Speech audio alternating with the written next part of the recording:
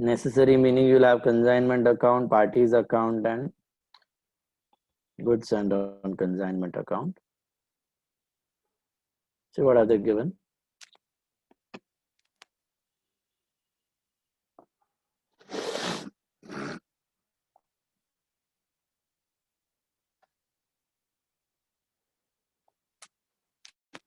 A company limited manufactures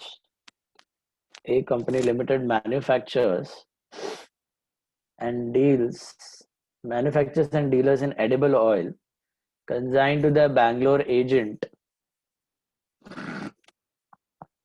250 crates of oil, each crate containing 12 1-kilo sachets. So 12 1-kilo sachets in each crate. Like that, there are 250 crates. Basically, there are 3,000 kgs of oil sachet. In March 2012, the consignment was consigned at 20% over the cost price of 120 per kilo. So what is that 120? Is that the invoice price or is that the cost price? Cost price. Cost price. That is the cost price. So what is the invoice price? It is 20% above the invoice price, above the cost price of 120. So that means it is 144 per kilo, right? A bill was drawn on the agent for 80% of the value of the consignment, which was met on present date. So, matlab, what is that 80%? That is advance. 80% of what? Cost or IP? 80% of invoice price. 80% of invoice price. जो price पे उसको good send किया, obviously उसके लिए वही cost है agent के लिए, तो वही प्राइस का बिल एक्सेप्ट करेगा. Expenses incurred by the company by way of freight and insurance came to 12,000. Non-recurring expense of consignor. Agent received the consignment by lorry and sold in March 2012 225 freights at 180 per kilo. These are the sales. Okay. He found that 125 sachets had got damaged in transit. 125 sachets have got damaged in transit. The manufacturer accepted this as abnormal loss. It's not normal loss. That is the correction. Manufacturer accepted this as abnormal loss.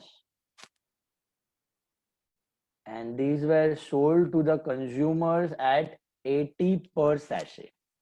So ये जो damaged sachet थे, and the insurance company settled the loss claim for 2,500. Insurance claim से आपको 2,500 ही मिला है इसका damage sachet का, और आपने जो बचा हुआ सैल्वेज होता है ना, जैसे मालूम हमने कल बोला था नेट ऑफ सैल्वेज मतलब बचा हुआ कूड़ा कचरा भंगार, वो इंश्योरेंस कंपनी उसका वैल्यू निकालेगी, उतना पैसा तो क्लेम देगी. तो बचा हुआ भंगार उसने 80 पर सैशे में निकाल दिया. ऐसा एक्चुअल सेल वैल्यू इज 180 पर किलो, लेकिन क्योंकि वो खराब हो चुके थे तो इसलिए उसका खाली 80 पर सैशे का प्राइस मिला उसको, वो निकाल दिया. ये भी दिया है यहाँ पर. Okay, these are sold to consumers as 80 per sachet. तो इसका भी एक एंट्री आएगा. कैसे करना है बहुत सिंपल है, देखते हैं, बताता हूँ. Insurance company settled the loss claim for 2,500. Agent incurred expenses of 5,000 on his own account, unconnected with the liability under the agreement, and rupees 3,000 on consignor's account. इसका मतलब क्या हुआ? Agent incurred expenses of 5,000 on his own account, unconnected with the liability under the agreement, and 3,000 on consignor's account. What do you mean by this? 5,000 is for expense. So will that be recorded in our consignment No. account? No. कल मालूम है किसी का doubt भी आया था, ये खुद ने तो नहीं किया है. ये खुद ने किया है, यहाँ वाला, ये वाला खुद ने किया है. 5,000 रुपया खुद से किया है, unconnected with the liability under agreement, मतलब जो अग्री हुआ था उसके अलावा वो खुद का ही खर्चा जेब से पे किया है, वो कंसाइनमेंट कवर नहीं करेगा. So on behalf of consignor कितना पे कर रहा है वो एजेंट? ओनली 3,000. वो 3,000 के बारे में इन्फो नहीं दिया whether it is non recurring or recurring. So what will we assume in case of that? Recurring. Recurring. Recurring, agent है कंजाइनी है तो रेकरिंग, कंजाइनर है तो non recurring. He is entitled to a commission of 5% of the sales affected. By 15th April, the agent remitted the balance due to him to the company. Draw the accounts in the books of A Company Limited to record the above transaction. पूरा structure वैसे तो similar है, खाली एक extra item है पूरे sum में. What is that? Can you tell me? One new thing we have. What's that? Normal loss. वो normal नहीं, abnormal है, printing error है. Claim मिला है ना, देखो. Got a claim. वो Net loss. एक्सपेंसिव. वो जो डैमेज गुड्स है वो सेल हुआ है. डैमेज्ड गुड सेल हुआ है. हाँ, एक्सपेंसेस तो ठीक है, उसका एंट्री नहीं करना है अपने को.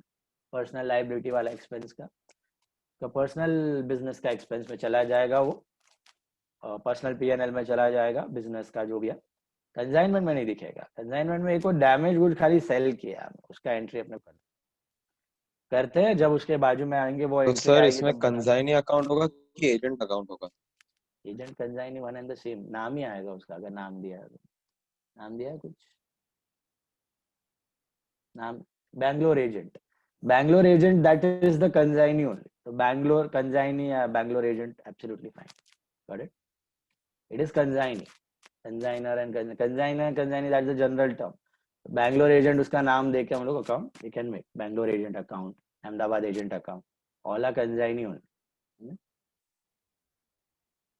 तो लिख दो in the books of a company limited,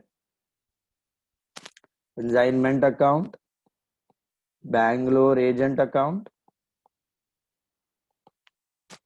Okay, and also write Bangalore consignee bracket में agent, Bangalore agent.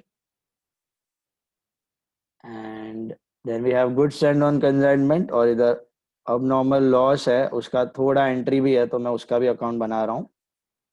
abnormal loss account. okay, थोड़ा क्लेम मिला है और थोड़ा सेल भी हुआ है. This is abnormal loss account. Let's start.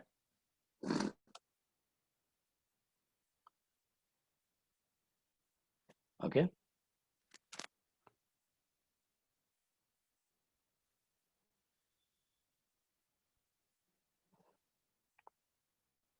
Twentieth one. A company limited manufactures and dealers in edible oil to the Bangalore agent 250 crates of oil each containing 12 1 kilo sachets.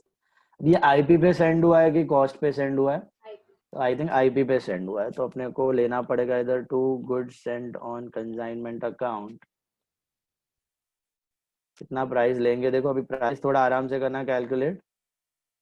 It is 120 rupees per kilo दिया है, पर crate नहीं है, पर kilo है. तो should be what 250 multiplied by 12 multiplied by 215 144. into 1244.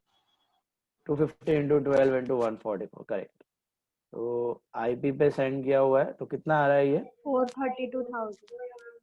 4,32,000. ठीक है, 4,32,000. and buy goods sent on consignment account. In immediately you change the loading element over here. Well, how much will be loading? It will be 250 into 12 into 20%, 24 rupees. IP minus cost, that is loading. So 120 ka 20% na 144, 24. So 24 rupees is 72,000. loading. 72,000 is loading. Yes. IP नहीं दिया already अपने को. Invoice कर दिया. नहीं पढ़ो उधर ध्यान से क्या दिया. The consignment was sent at 20% over the cost price of rupees 120 per kilo. ऐसा नहीं दिया कि consignment was sent at IP of 120 per kilo. Over the cost price of 120 per kilo. ठीक है? कॉस्ट प्राइस वो देख के सीधा लगता है ना, हमने सम किया तो 100 120, और इधर cost price over the cost price of 120 दिया है. कॉस्ट प्राइस 120 मतलब कॉस्ट इज 120, उस पे 20%, दैट्स 24 रुपीज 144 तो लोडिंग रिवर्स कर लो। And तो याद रखना per sachet, what is your cost price per sachet? It is 120, and the profit invoice price per sachet is 144. Loading element is 24 rupees per sachet. Got it? Then we have the consignment was sent in. The bill was drawn for 80% of the value of consignment. अभी bill accept कर लो तो BR to agent by BR कितना आता है ये? 80% of IP देगा ना वो? 80% of IP कितना है अपना? 3,45,600. 345,600. 345,600. That is advance. This is nothing but your advance. ठीक है? Then expenses incurred by the company by way of freight and insurance are 12,000 to bank. Freight and insurance. Consignors expenses. ठीक है? Agent received the consignment and sold. तो sales हो गया by Bangalore agent account. That is what is the sale value now? Sale value is 225 crates at 124. 225 into 12 into 120. 180 ना? 180, sorry. 4,86,000. 4,86,000 आया. Please check. Is he a good agent? Very good agent. Very good agent. तो 144 पे भेजा था उसने, cell किया है 180 में. अप्रोक्स ऑलमोस्ट उसके ऊपर उसने 20% और मार्जिन कमा लिया, 20-25% का 144 के ऊपर भी. So he got 486,000 to 25 crates he sold. These are consignment sales. इसमें कुछ ओवर एडिंग कमीशन दिया नहीं है, फिर भी भाई ने इतनी मेहनत की है. To consignment, that will be 486,000. फिर he found that 125 sachet had got damaged in transit. In transit ही चले गए थे. तो कहाँ तक के खर्चे लेने abnormal loss के लिए? Take the original cost and the consigners non-recurring expenses, right? consignee का वैसे भी कोई non-recurring expense है नहीं, तो हम लोग कैलकुलेट कर लेते हैं abnormal loss और उसका पूरा ट्रीटमेंट खत्म कर देते हैं. तो working note 1, abnormal loss, how will you calculate original cost? The original cost के लिए मैं वापस proportionate करना है, बट अपने पास सिंस पर यूनिट कॉस्ट है ना, तो बहुत इजी हो जाएगा कैलकुलेशन. आपको सबको total upon total units into 125 sachet करने की जरूरत नहीं है. क्या करो, सीधा आप कॉस्ट पे वैल्यू होता है, आपको पता है abnormal loss, what is the cost per unit, पर किलो कॉस्ट पता है आपको, that is I think 120 rupees. What you can do is simply 125 गए ना सैशे, 125 इंटू 120 कर दो आप, कितना आता है ये? 15,000 आता है. यहाँ पे बात खत्म नहीं होती है. Plus non recurring expense of consignor. Okay, so कितना खर्चा हो गया था ऊपर उनका? 12,000. ये 12,000 आपको थोड़ा करना पड़ेगा. 12,000 ये कितने सैशे पे हुआ? टोटल सैशे कितने थे? Total sachet is where how many? 3,000 into 12. into 125. तो 4 into 125 होता है 500. 500. What's your abnormal loss value? 15,500. Actual cost of the goods, proportionate cost of the goods. You are removing it from consignment. You are showing as if you are sending 125 sachet less at 125 cost less. Okay, 125 cost और sachet दोनों हटा दिए. आप ऐसे सोच रहे हो, अभी आपने 2875 sachet send किए at 2875 sachet का cost. You're making your consignment at par equal to 2875 sachet. So you're removing that abnormal loss from consignment. You're bearing on your own 15,500. You thought that you had to bear on your own, but थोड़ा miracle हो गया आपको. Big भी गए, claim कितना मिला है देखो, कंपनी भी शाना है, आपको कितना क्लेम दिया, 15,500 का लॉस के सामने आपको क्लेम खाली दिया 2,500 ही दिया। ऐसा क्यों, इतना कम क्लेम क्यों दे रहा है कंपनी? ये कंपनी उनको देखेगा पता था आके, सेलेबल है। उनको पता था सेलेबल है, कंपनी आके हमेशा आपका डैमेज गुड चेक करेगा। लमसम सीधा जो लॉस हो गया आप क्लेम करोगे वो खड़ करके पूरा देके नहीं जाएगा, वो देखेगा कि ये कुछ अच्छा अगर वो क्लेम देता है पूरा, सपोज इन दिस के, वो डैमेज गुड लेके जाएगा अपने साथ। दो सिचुएशन हो सकती है, ठीक है, या तो वो खुद लेके जाएगा और आपको पूरा क्लेम दे देगा, या तो फिर बोलेगा कि ये बेच बाज के काम कर देना खत्म और आपका नेट क्लेम आप ले लो। दोनों में से एक सिचुएशन होगी, आपको एक्स्ट्रा बेनिफिट करने कभी देने वाला नहीं है। ओके, तो वो नेट ऑफ सैल्वेज जो कल एक पॉइंट आया था वो ये है, नेट ऑफ सैल्वेज मतलब आप बेच बाज के कुछ पैसा रेस कर सकते हो, नेट ऑफ सैल्वेज। अभी यहाँ पे दिया है ना, तो हम एंट्री करेंगे इसकी। लास्ट समय कुछ नहीं था, किसी ने पूछा भी था, आर्यन नहीं पूछा था, इसका एंट्री नहीं करना है जब तक वैल्यू न दी हो, ठीक है। वैल्यू दी है सैल्वेज की तो हम सेल करके एंट्री कर देंगे उसका। तो 15,500 में से कैलकुलेशन नहीं समझा। किसका, अब नॉर्मल लॉस का? देखो अब नॉर्मल लॉस किस पे वैल्यू करना है, कॉस्ट प्राइस पे करना है ना। तो what is the cost price पर सैशे? 120 है ना पर किलो, पर सैशे मतलब एक सैशे 1 किलो का है ऐसा। तो 120 रुपीज इंटू 125 सैशे गए है ना, वही हो जाएगा ना।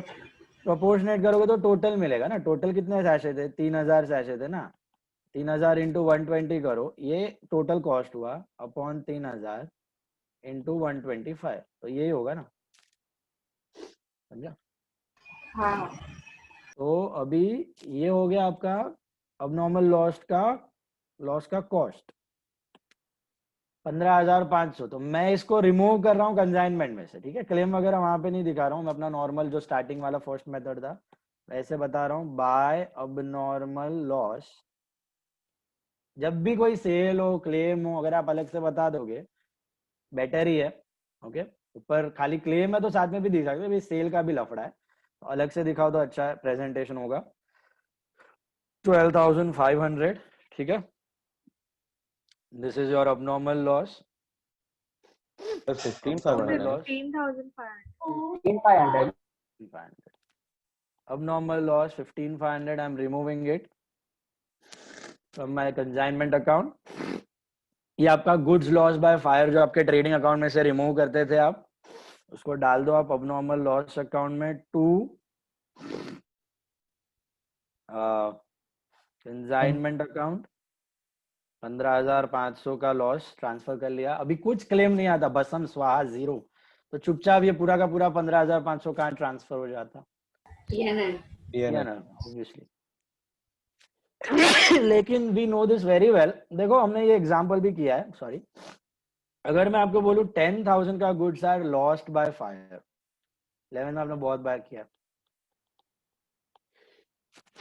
सॉरी, 10,000 का goods are lost by fire and you got a claim, you received a claim of 7,000, suppose 7,000 claim receive कर लिया, एंट्री क्या होता है, बैंक लॉस बाय फायर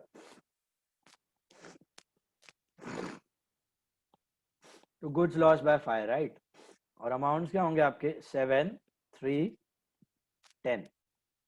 अगर 7 का क्लेम रिसीव कर लिया, right, all of you got this. अब यही एंट्री को थोड़ा ध्यान से, ये एंट्री सबको लॉस हुआ पर, ये गुड्स के जगह वी राइट परचेजेस, परचेजेस लिखना मतलब ट्रेडिंग डेबिट, वो ट्रेडिंग क्रेडिट के जगह परचेज का डेबिट में से माइनस, परचेज कम हो रहा है ऐसा, बराबर है, डायरेक्ट एक्सपेंस कम हो रहा है।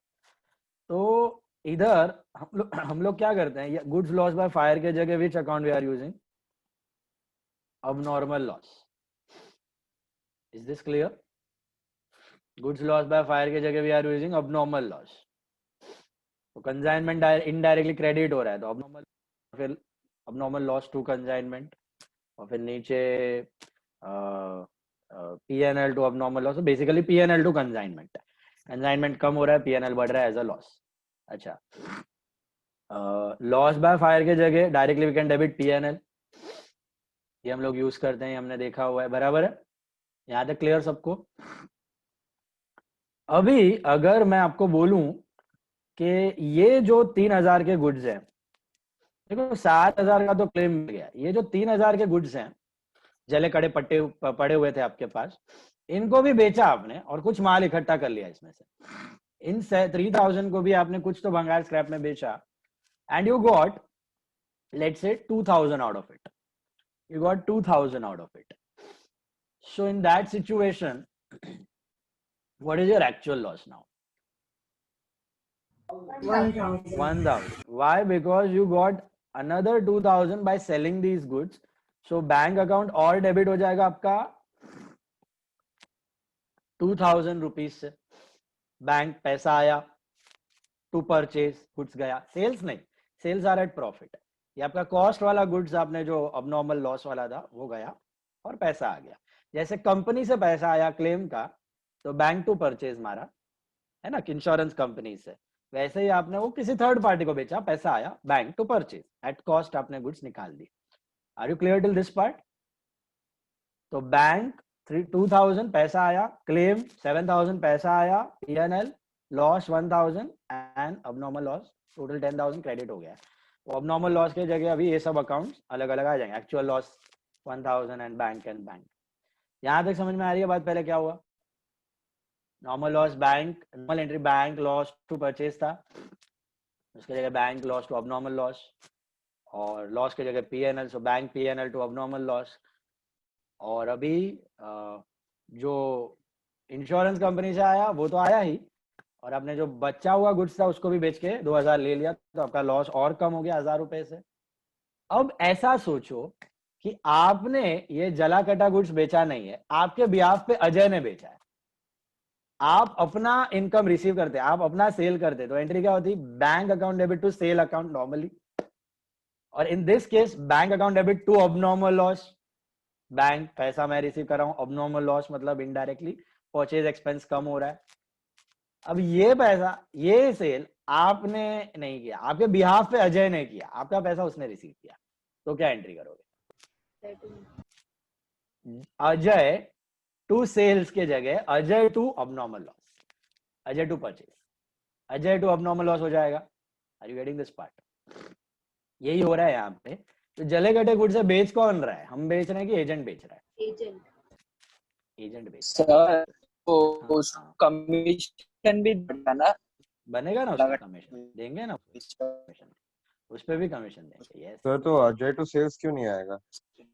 अजय टू सेल्स इसलिए नहीं आएगा क्योंकि these sales are not at normal profit margin. Normal sales नहीं हुआ है यहाँ पे आपका, विद प्रॉफिट लगा के एक्चुअल जो सेल होता है ना उसको सेल्स बोलते हैं। ये नॉर्मल सेल्स नहीं हुआ है, ये आपका जो सॉइल्ड गुड्स था, स्पॉइल्ड गुड्स था, लॉस वाला गुड्स था, उसको स्क्रैप में निकाल के आपने ट्राई किया, जितना पैसा आया उतना आया। ऐसा अगर इसमें आप सेल्स में डाल देते हो सपोज, तो ये आपका नॉर्मल जेन्युइन सेल्स इनकम हो जाएगा ना। फिर आप सोच रहे हो कि हर साल होगा, ये नॉर्मल सेल्स इनकम नहीं है, ये अब नॉर्मल एक पार्ट खराब हो गया था, उसको आपने कॉस्ट पे निकाल दिया। इनफैक्ट कॉस्ट के बहुत नीचे जो स्क्रैप वैप आया, लॉस को कम करना आपका मोटो है बेसिकली। Getting that? ऐसे तो आप ये भी सोच सकते हो कि इंश्योरेंस कंपनी से जो पैसा है वो भी सेल है। Is that a sale? 7,000? No, that is reduction of loss. Your motto is not making normal course का sale. When you do normal sales to debtor and all with profit, you use sales account. कभी कभार slow moving item बेचना भी पड़ता है at a loss, that is also sale. But normal course में जो आप ट्रेड करते वक्त बेचते हो, they are sales. लॉस वाले गुड्स जो आप निकाल रहे हो वो सेल नहीं है, वो लॉस को कम करने का रीजन है जितना हो सके। तो इधर आपकी एंट्री बैंक टू सेल कभी नहीं होगी, या डेटर टू सेल कभी नहीं होगी। It will be bank to purchase लिख सकते हो, या फिर बैंक टू अबनॉर्मल लॉस लिख सकते हो, गॉट इट? या कैश टू अबनॉर्मल, या डेटर टू अबनॉर्मल लॉस, ये एंट्री आ सकती है। Is this clear? At cost price abnormal goods आपके जा रहे हैं, या उससे भी कम, लॉस कम करने के लिए। सो अब हुआ क्या यहाँ पे? हमने ये सेल नहीं किया, एजेंट ने किया है। एजेंट ने किया तो क्या एंट्री करेंगे हम यहाँ पे? बैंक जो पैसा हमने रिसीव किया क्लेम वाला, ओके वो भी हमने रिसीव किया कि वो हमने रिसीव किया कि एजेंट ने? हाँ, that is again a question. ये कंपनी का क्लेम कौन रिसीव किया? हमने ये हमने किया। कंपनी का क्लेम हमने किया, तो ये यहाँ पे बैंक आएगा। जो गुड्स बेचा हुआ है, स्क्रैप्ड गुड्स, वो कौन रिसीव किया है पैसा? वो एजेंट ने किया है, और पीएनएल अपना ही लॉस है, और ये अबनॉर्मल लॉस अपना क्रेडिट हो रहा है। तो यहाँ पे मैं क्या करेगा, ये जो 7,000 है ये बैंक में ही रहेगा, ये मेरे को मिला, कंसाइनर को मिला, बट ये जो बैंक है ये वाला, दिस बैंक, ये मैंने रिसीव नहीं किया, मेरे एजेंट ने रिसीव किया है। तो इसका मैं क्या कर देगा, बैंक के जगह एजेंट, तो बैंगलोर एजेंट। तो आपका कंबाइंड एंट्री क्या होगा, एजेंट ने 2,000 रिसीव किया हमारे बिहाफ से, उससे लेना बाकी है।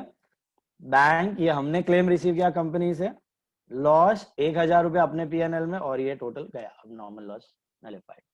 तो यही एंट्री आपको पोस्ट करनी है। यहाँ पे ध्यान से देखना, अब नॉर्मल लॉस हुआ आपका 15,500, इसमें आ जाएगा आपका बाय बैंक, क्लेम रिकवर्ड है कि एडमिटेड है देख लेने का, सेटल्ड है, इंश्योरेंस कंपनी सेटल्ड, मतलब आपको पैसा मिला, तो बाय बैंक 2,500, ये क्लेम रिकवर्ड है, ये तो आपने बहुत बार किया है, इंश्योरेंस क्लेम रिकवर्ड, ये हमने क्लेम रिसीव कर लिया 2,500। फिर हमने बचे हुए गुड्स को ट्राई किया सेल करने का, लेकिन क्या हमने बेचा या एजेंट ने बेचा? एजेंट ने। तो इधर एंट्री में क्या आएगा, बाय बैंक की by agent? By agent. Can you see this entry? The same entry I'm posting on the credit side of abnormal loss, by Bangalore agent. So by Bangalore agent is how much? क्या price पे cell किया उसने? वो 125 sachet have been sold for 80 10,000. rupees. That is 10,000. And still, क्योंकि ये loss reduction की technique थी हमारी, जितना मैंने बोला एजेंट को, जितना आया उतना भाव पे निकाल भाई, लॉस कम कर। अल्टीमेटली लॉस कम हुआ, लेकिन पूरा कम नहीं हुआ, अभी भी लॉस है। कितने का लॉस है? बाय पीएनएल जाएगा अपना 3,000 रुपए का लॉस। This is our loss. Is this clear?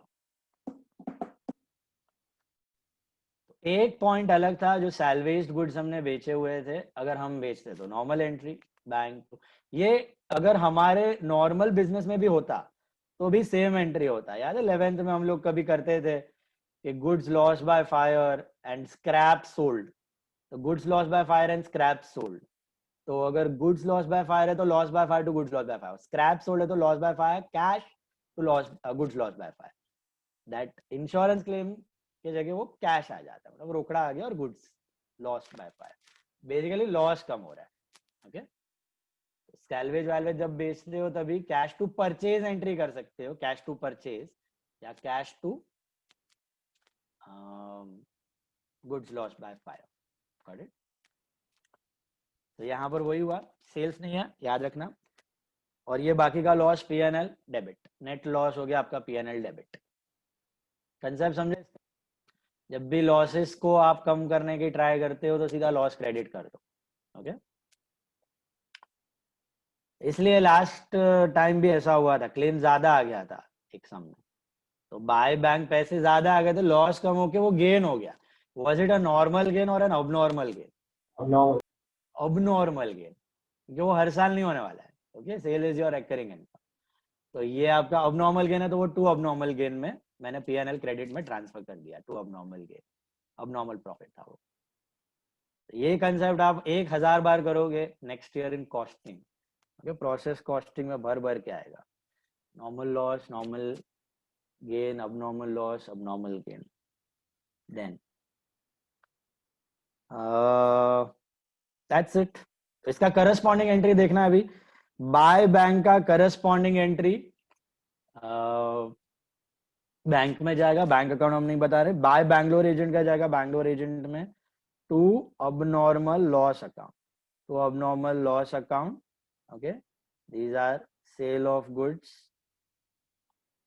with sale of damaged goods लिख दो, सेल ऑफ डैमेज्ड गुड्स,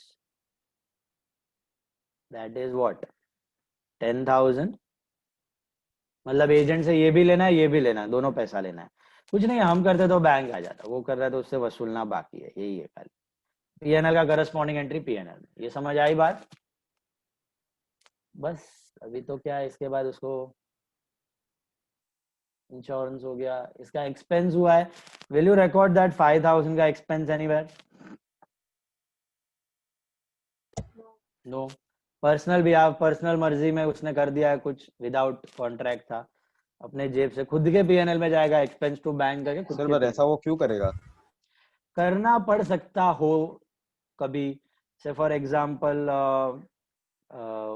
कंजाइनर ने बोला था उसको कि इतने एरिया में जाके, ये लिमिटेड एरिया है, इतने एरिया का ट्रांसपोर्टेशन वगैरह से within the territory of Bangalore, within the territory of Bangalore ही बेचना, तुम उसके बाहर का मैं रिस्पॉन्सिबल नहीं हूँ।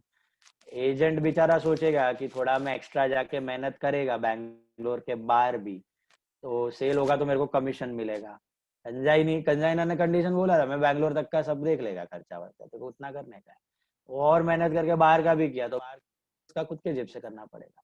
एक अग्रीमेंट सपोज हुआ है कंजाइनर के बीच में कि मैं इतने एरिया का या इतने टाइम तक का, इतने टाइम में सेल कर देना, उतने टाइम का ही खर्चा मैं लूंगा। एजेंट को लेट हो गया, कभी 2 महीने के जगह 3 महीने हो गए, तो एक्स्ट्रा 1 महीने का बोलेगा कंजाइनर, मैं खर्चा वर्चा लेने वाला नहीं है, नहीं तो मेरे को गुड्स वापस कर देना। एजेंट बोलेगा नहीं, मैं अपने जेब से कर रहा हूँ, सेल कर रहा हूँ, आप मुझे कमीशन दे देना। ऐसा कुछ अग्रीमेंट हुआ है। तो जो अगर है स्पेसिफाइड अग्रीमेंट में कि इतना ही खर्चा बेयर करेगा, तो या तो लिमिट डिसाइड होगी, एक कंजाइनर बातचीत करके एडवांस में एजेंट के साथ डिसाइड कर सकता है कि भाई 50,000 1 लाख रुपीस ये आपकी लिमिट है, इतने टाइप तक का ही मैं खर्चा बेयर करूंगा, इसके ऊपर नहीं करने वाला। इसके ऊपर कुछ हो गया एजेंट का मिसकैलकुलेशन की वजह से, then he'll have to bear it on his own. Okay, these are all conditions decided between consignor and consignee. Yeah? So ये उसका खुद का है, दिया हुआ है स्पेसिफाई करके, तो हम इग्नोर कर देंगे। एंड 3,000 ऑन कंजाइनर्स अकाउंट, ये उसने जेन्युइन एक्सपेंस किया है, तो मेरे बिहाफ पे एक्सपेंस पे किया है, तो consignment to agent, consignment to Bangalore agent, that should be how much? 3,000. These are your recurring expense. अगर कुछ नहीं दिया है तो एजेंट का जो खर्चा है वो सब recurring expense है, ठीक है। करस्पॉन्डिंग एंट्री इधर बैंगलोर एजेंट में bye consignment 3,000,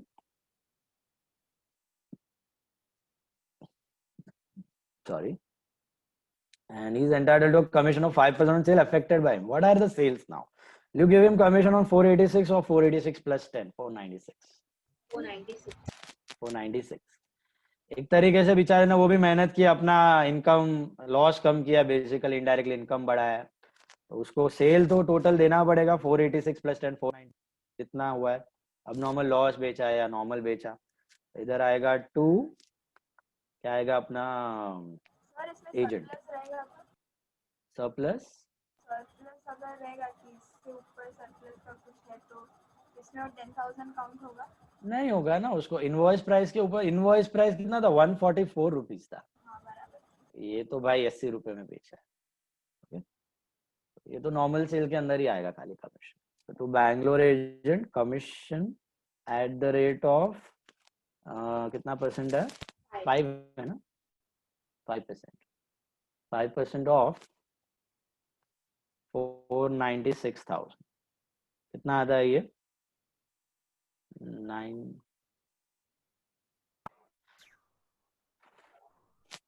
245 24,800 by Bangalore agent to Bangalore agent का इधर बाय कंसाइनमेंट 24,800।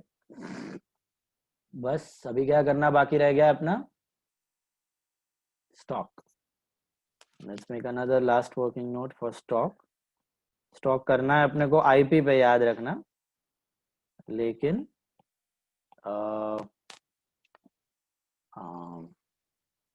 पहले कॉस्ट फिर लोडिंग, कॉस्ट पे लोडिंग ऐड करके फिर आईपी ढूंढ लेंगे हम लोग। ओरिजिनल कॉस्ट प्रोपोर्शनेट, वापस देखो अभी ओरिजिनल कॉस्ट, पहले तो यूनिट्स देख लेते हैं फटाफट। What are the units in closing stock? Units in consignment stock कितने यूनिट्स हैं? सैशेज में रखो तो अच्छा पड़ेगा क्योंकि सैशे में लॉस हुआ है। ओके, क्रेट्स में मत कर देना। टोटल 3,000 सैशे भेजे थे, ये समझ आया कैसे? इतनी टक्कर 3,000 सैशे भेजे थे हमने 1 kg के, बराबर है। So 25 into 12 that comes to 3,000 minus cell कितने हो गए? I think 225 into 12. 225. 25 into 12 कर लो ना, कितना होता है? 2700. 2700. 2700 ये सेल हो गया है, 125 डिस्ट्रॉय हो गया है, तो बचा कितना? 175. 175 sachet. 175 sachets are there in your closing stock. ये समझा सबको? ऐसे भी सब कुछ पर किलो दिया है, पर सैशे पर किलो। ये 175 का ओरिजिनल कॉस्ट आप वापस वो लंबा मेथड से भी कर सकते हो, मल्टीप्लाई क्रॉस करके, या फिर सीधा सीधा per unit cost price ready है अपने पास 120 into 175 कर डालो सीधा, कितना आता है यहाँ पे? 120 into 21,000. 21 Yes. 21,000. 21,000 is your cost, लेकिन खत्म नहीं हो रहा है, यहाँ पे प्रोपोर्शनेट एक्सपेंस भी लेना है, plus non recurring expense of consignor. कितना खर्चा हुआ था हमने ऊपर देखा था, 12,000 रुपया खर्चा हुआ था, 3,000 सैशे पे अपने को चाहिए 175 का। Basically it's 175 into 4, that is I think 700 rupees, correct?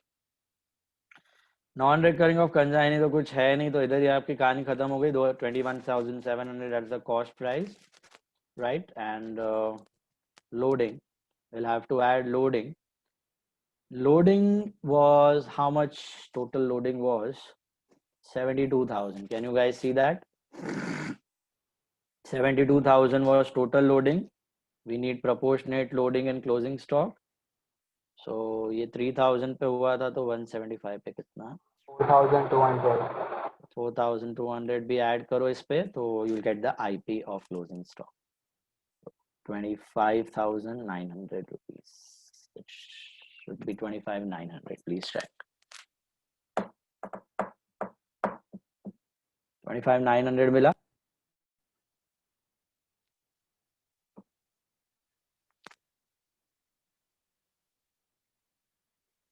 Check कर लो, मिल रहा है सबको?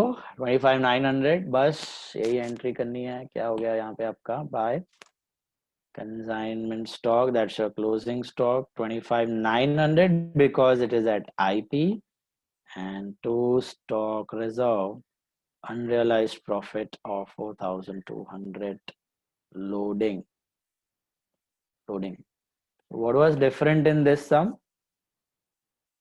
Only the salvage value, and it personal expense था, अपने को इग्नोर करने का क्योंकि स्पेसिफाई करके दिया हुआ था। बताओ क्या हो रहा है? टोटल प्रॉफिट लॉस, टोटल बोल दो पहले।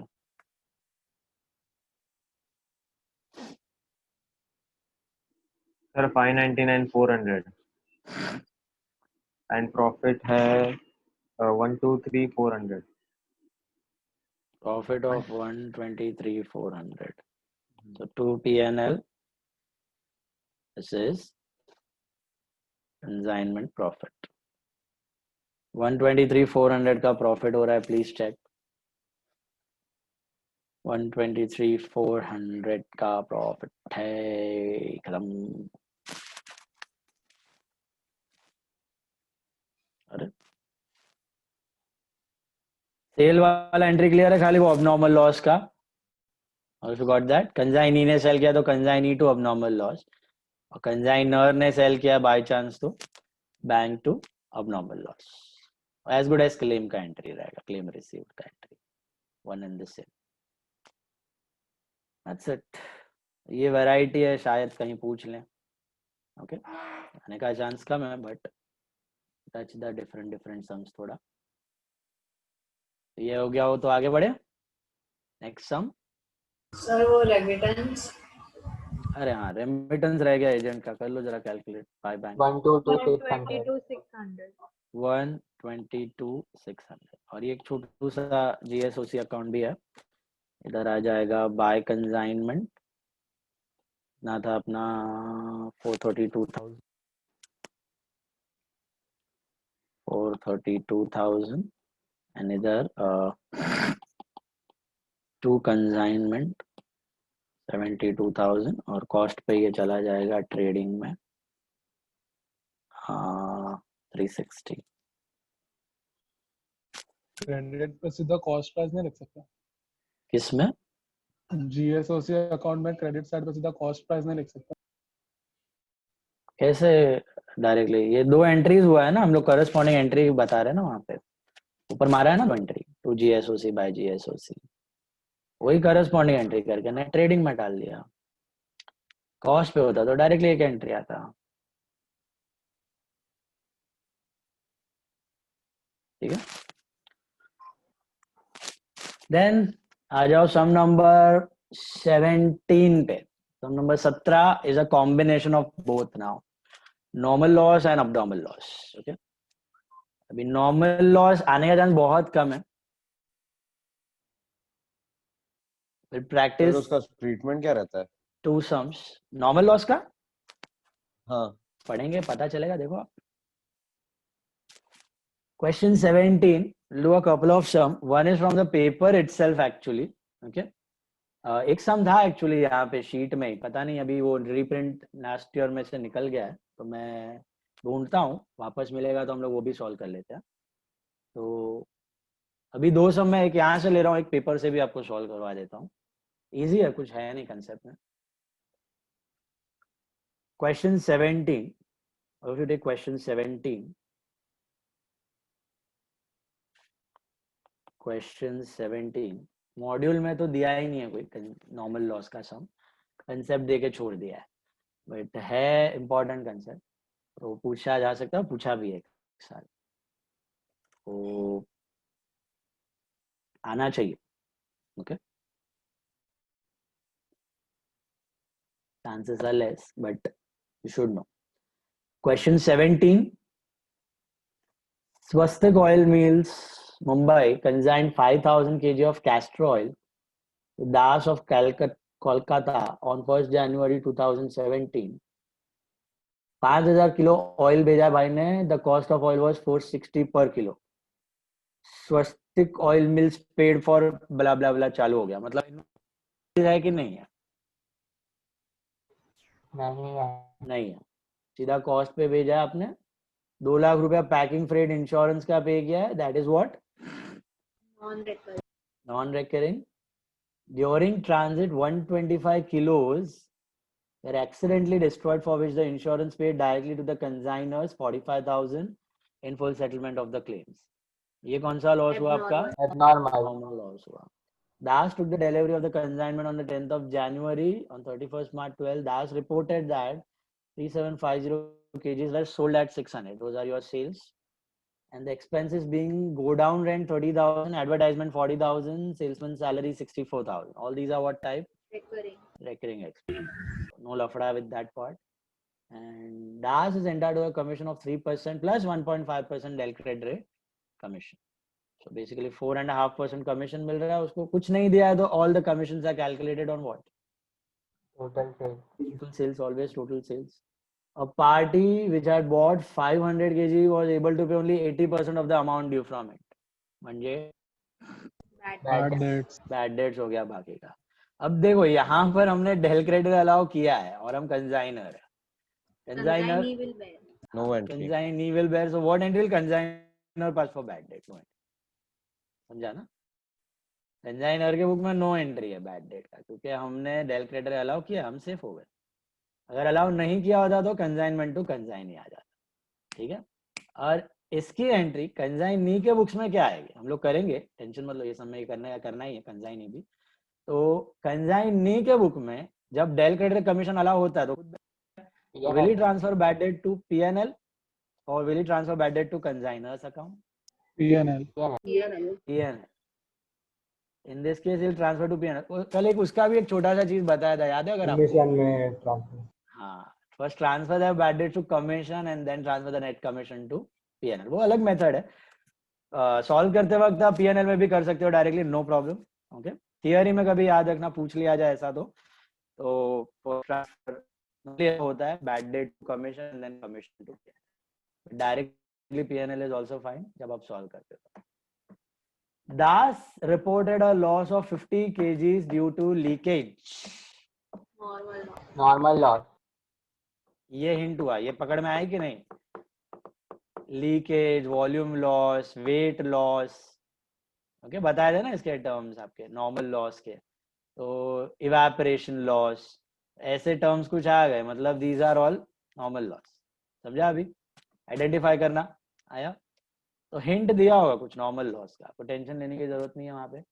assuming that dash paid the amount due by bank draft, show the accounts in both the books. Okay, parties close the account on 31st March. So let's begin in the books of, पहले consignor करते हैं। ये normal loss की कोई entry आती है? पहले ये बताओ, हमने जब सीखा था कंसेप्ट, याद होगा तो, नॉर्मल लॉस का कोई जर्नल एंट्री आया था? कुछ नहीं। नॉर्मल लॉस क्या होता है? वो नॉर्मल है, वो हर साल होता है, उसका कोई एंट्री नहीं है, ये याद रखना। नॉर्मल लॉस जब भी आएगा ना, तो आपको खाली इतना ध्यान रखना है सब में, जब आप क्लोजिंग स्टॉक कैलकुलेट करोगे ना लास्ट में एकदम क्लोजिंग स्टॉक, तब तब खाली वो नॉर्मल लॉस के यूनिट आप निकाल दोगे यूनिट्स में से, कॉस्ट उतना ही रखोगे, खाली यूनिट्स कम कर दो, तो आपका पूरा जो बाकी का कॉस्ट है वो बैलेंस यूनिट्स पे आ जाएगा। मैं बताता हूँ हाउ टू डू दैट। खाली लास्ट पॉइंट में अब नॉर्मल लॉस का ध्यान रखना है व्हाइल वैल्यूइंग क्लोजिंग स्टॉक। बाकी पूरे समय आपको कहीं नहीं नड़ने वाला है नॉर्मल लॉस, आने दो, किधर भी आने दो, बीच में, एंड में, ट्रांजिट में, किधर भी। नॉर्मल लॉस को फिलहाल साइड पे रखने का, एकदम एंड में जब क्लोजिंग स्टॉक वैल्यू करेंगे तब उसको हम लोग थोड़ा रिस्पेक्ट देंगे, ठीक है? बाकी तो पूरा सम सेम ही है ना? बाकी पूरा सम सेम है, पूरा सम सेम है, डिट्टो से, ठीक है? देखते जाओ।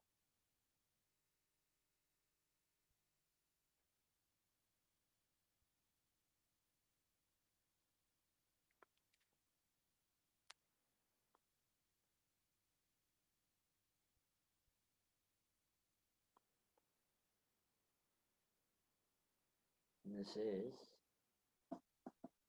Swastik Oil Mills in the books of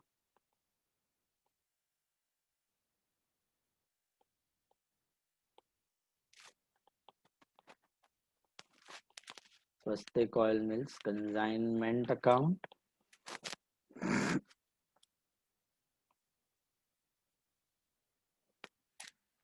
Then we have Das of Kolkata, that is agent. Das of Kolkata account, consignee account, and abnormal loss भी हुआ है, वो भी अकाउंट एक बता दो छोटू सा। abnormal loss हुआ है, and GSO से एक छोटा बता दो। अगर claim account, it's okay if you don't show. So let's begin. Consigned 5,000 kilos of castor oil to Das of Kolkata on 1st January 2012. Cost of the oil was 460. No lafda of invoice price over here, right? So loading lafda of invoice price and stock reserve, ये सब कुछ है नहीं. So we go to directly cost price की entry. Okay. So two goods sent on consignment account, add cost price, start करो. कितना होगा? It will be 23 lakhs. 23 lakh. Shabash, 5,000 into 430, 23 lakhs. Into Yeah, 460. 460, 46 into 5, 23 lakhs. And then we have 2 lakh for packaging and freight. That's what? Consignment to bank. 2 lakh. तो आप अगर देखते रहोगे इसका pattern of consignment सम, आपको समझ में आएगा थोड़ा कि बेसिक स्ट्रक्चर सेम है जो आपको मैंने फर्स्ट लेक्चर में बताया था, if you remember. Basic structure यही है, कंसाइनर सेंड करता है, कंसाइनर का खर्चा, कंसाइनी का खर्चा, कमीशन, सेल, रेमिटेंस, कभी and closing stock and profit. इसमें एक्स्ट्रा आइटम घुसते जाएंगे, कभी आईपी पे सेंड करोगे, कभी अबनॉर्मल लॉस होगा, कभी अबनॉर्मल लॉस पे क्लेम आएगा, कभी अबनॉर्मल लॉस के साथ नॉर्मल लॉस आ गया, एक एक चीज थोड़ा थोड़ा वेरिएट होते रहेगा। Basic structure of the sum is same. Okay, consignee के बुक में भी वो 4 आइटम सेम है, sale, commission, expense and remittance, constants, those are constants. बाकी बाद में they are bad debt, sometimes you have del credit commission, you don't have del credit commission and bad debts, थोड़ा variables item आते रहे। This is how the nature of the problems are consignment. to bank, that is 2 lakhs, and then we have during transit 125 kgs were accidentally destroyed. So ये तो आपका clear cut hint है कि this is an abnormal loss, right? So let's calculate that. Abnormal loss, original cost proportionate, original cost proportionate will be how much? यहाँ पे भी अगर आप पर यूनिट से करो तो अच्छा पड़ेगा आपको, क्योंकि 460 पर किलो दिया हुआ है, कॉस्ट ही है वो, इंटू 125 kg कितना आता है ये? 57,500. Yes. Yes, 57,500 and plus non-recurring expense of consignor भी लग जाएंगे क्योंकि ट्रांजिट में हुआ है. Proportionate non-recurring expense of consignor were how much? 2 lakh rupees. यहाँ पे आपको थोड़ा 2 लाख रुपीस डिवाइड बाय 5,000 क्योंकि 5,000 किलो भेजे थे इंटू 125 के लॉस हो गए. कितना होता है ये? 5,000. This is 5,000. So what's your total value over here? तो it is 62,500. अब एक्चुअल लॉस हुआ है आपका कॉस्ट पे 62,500 का, लेकिन क्लेम कितना मिला है? 45,000.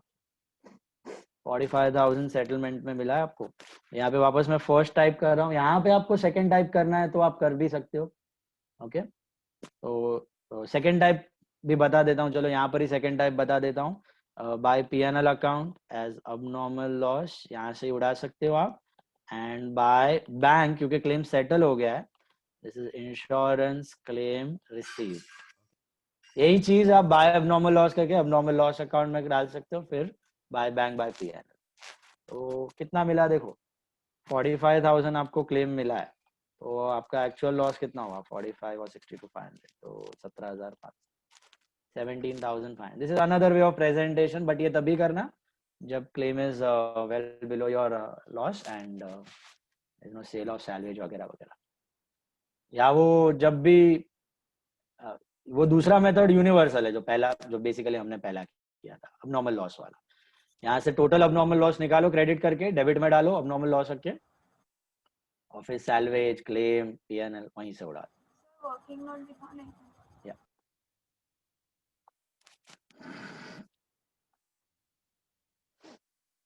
अबनॉर्मल लॉस का कैलकुलेशन क्लियर सबको?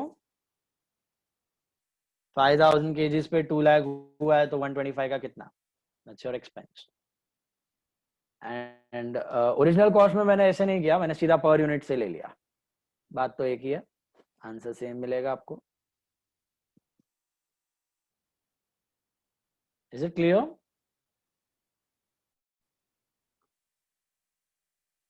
Next one, we go to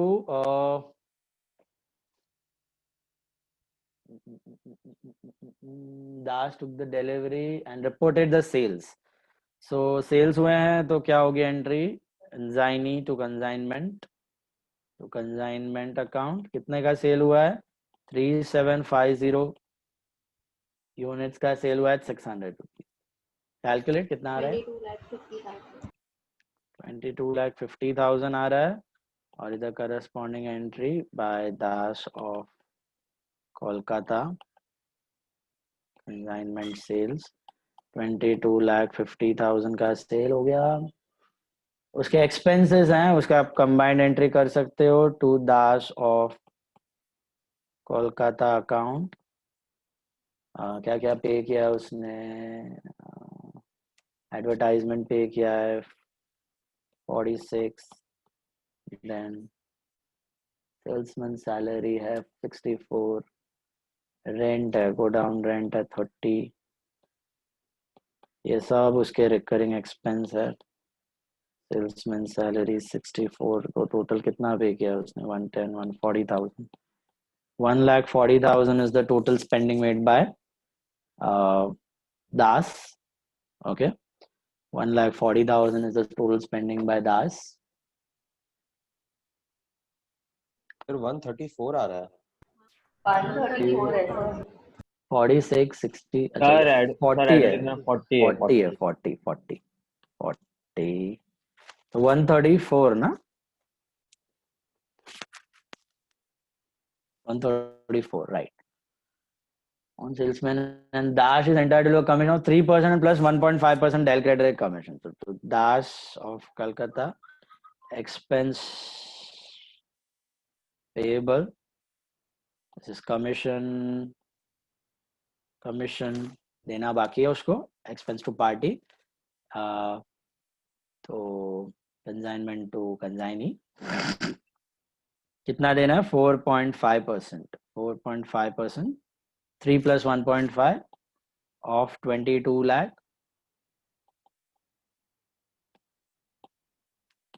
50,000 करो ना, sorry 101250.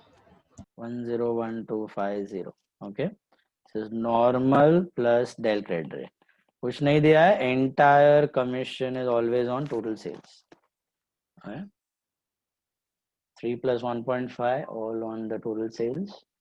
A party which had reported, ये एंट्री आएगी कि नहीं? बैड डेट्स की एंट्री हमारे बुक्स में नहीं आएगी, क्योंकि हमने डेल क्रेडिट अलाउ कर दिया है. अब काय का बैड डेट हमें, तो जो है उसकी responsibility consignee. has reported a loss of 50 kg due to leakage. ये अभी क्लोजिंग स्टॉक की वैल्यू करने की टाइम आ गई, तभी हमें काम आएगा ये date. So I think all the transactions have been done. Sorry. तो इधर करस्पॉन्डिंग एंट्री कर दो. बाय कंसाइनमेंट आएगा 134,000 फॉर एक्सपेंसेस. बाय कंसाइनमेंट आएगा 101250 एंड बाय रेमिटेंस जो बाय बैंक है वो भी कर लो. कितना है रेमिटेंस? 2014750. एडवांस नहीं था ना, ये सब में नहीं था. हाँ 201 2014750. 2014750 2014750 clear. and closing stock, now value calculate the closing stock. एकदम ध्यान से देखना कैसे करना है. consignment stock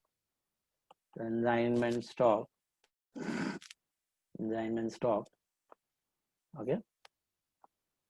see, जब भी आपके क्लोजिंग स्टॉक में कंसाइनमेंट स्टॉक आप कैलकुलेट करते हो, तब नॉर्मल लॉस के केस में थोड़ा आपका मेथड है ना चेंज, ये थोड़ा इजी पड़ेगा. बाकी आप अपने ओन यूनिक मेथड से भी कैलकुलेट कर सकते हो.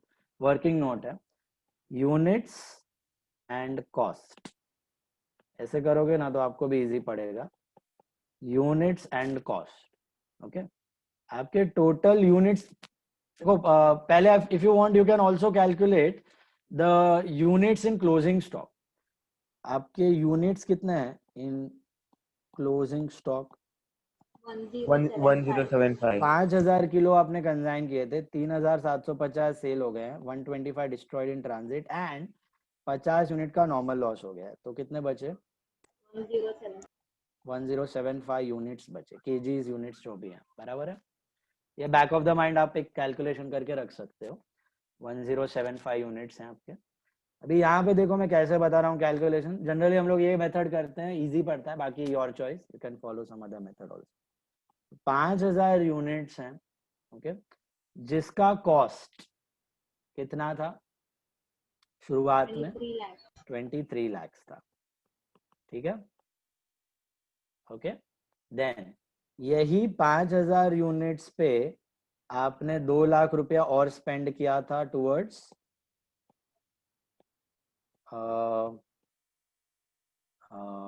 Freight and insurance, transit insurance. Freight and transit insurance. यहां तक दिख रहा है आपको? तो 5000 यूनिट पे आपने 25 लाख रुपीज स्पेंड किया हुआ है शुरुआत में. अग्री? उसमें से अगर अब नॉर्मल लॉस है सम में, तो क्या करते हैं हम लोग? उसके पूरा निकाल देते हैं ना कंसाइनमेंट में से, यूनिट्स में से यूनिट्स, अमाउंट में से अमाउंट. Remove that. अगर है तो ये सम में है तो आई एम रिमूविंग. अगर नहीं है तो जो नेक्स्ट स्टेप है वो कैलकुलेशन का आपको करना है, नॉर्मल लॉस वाला सीधा. ठीक है. तो ये सम में अब नॉर्मल लॉस था, तो उसके कितने यूनिट्स थे? 125 यूनिट्स थे.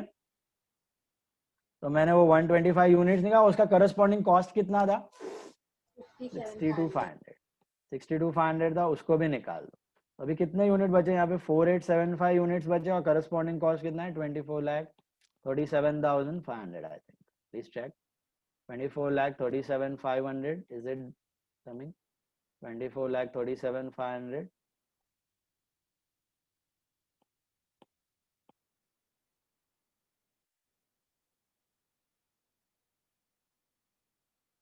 Getting that?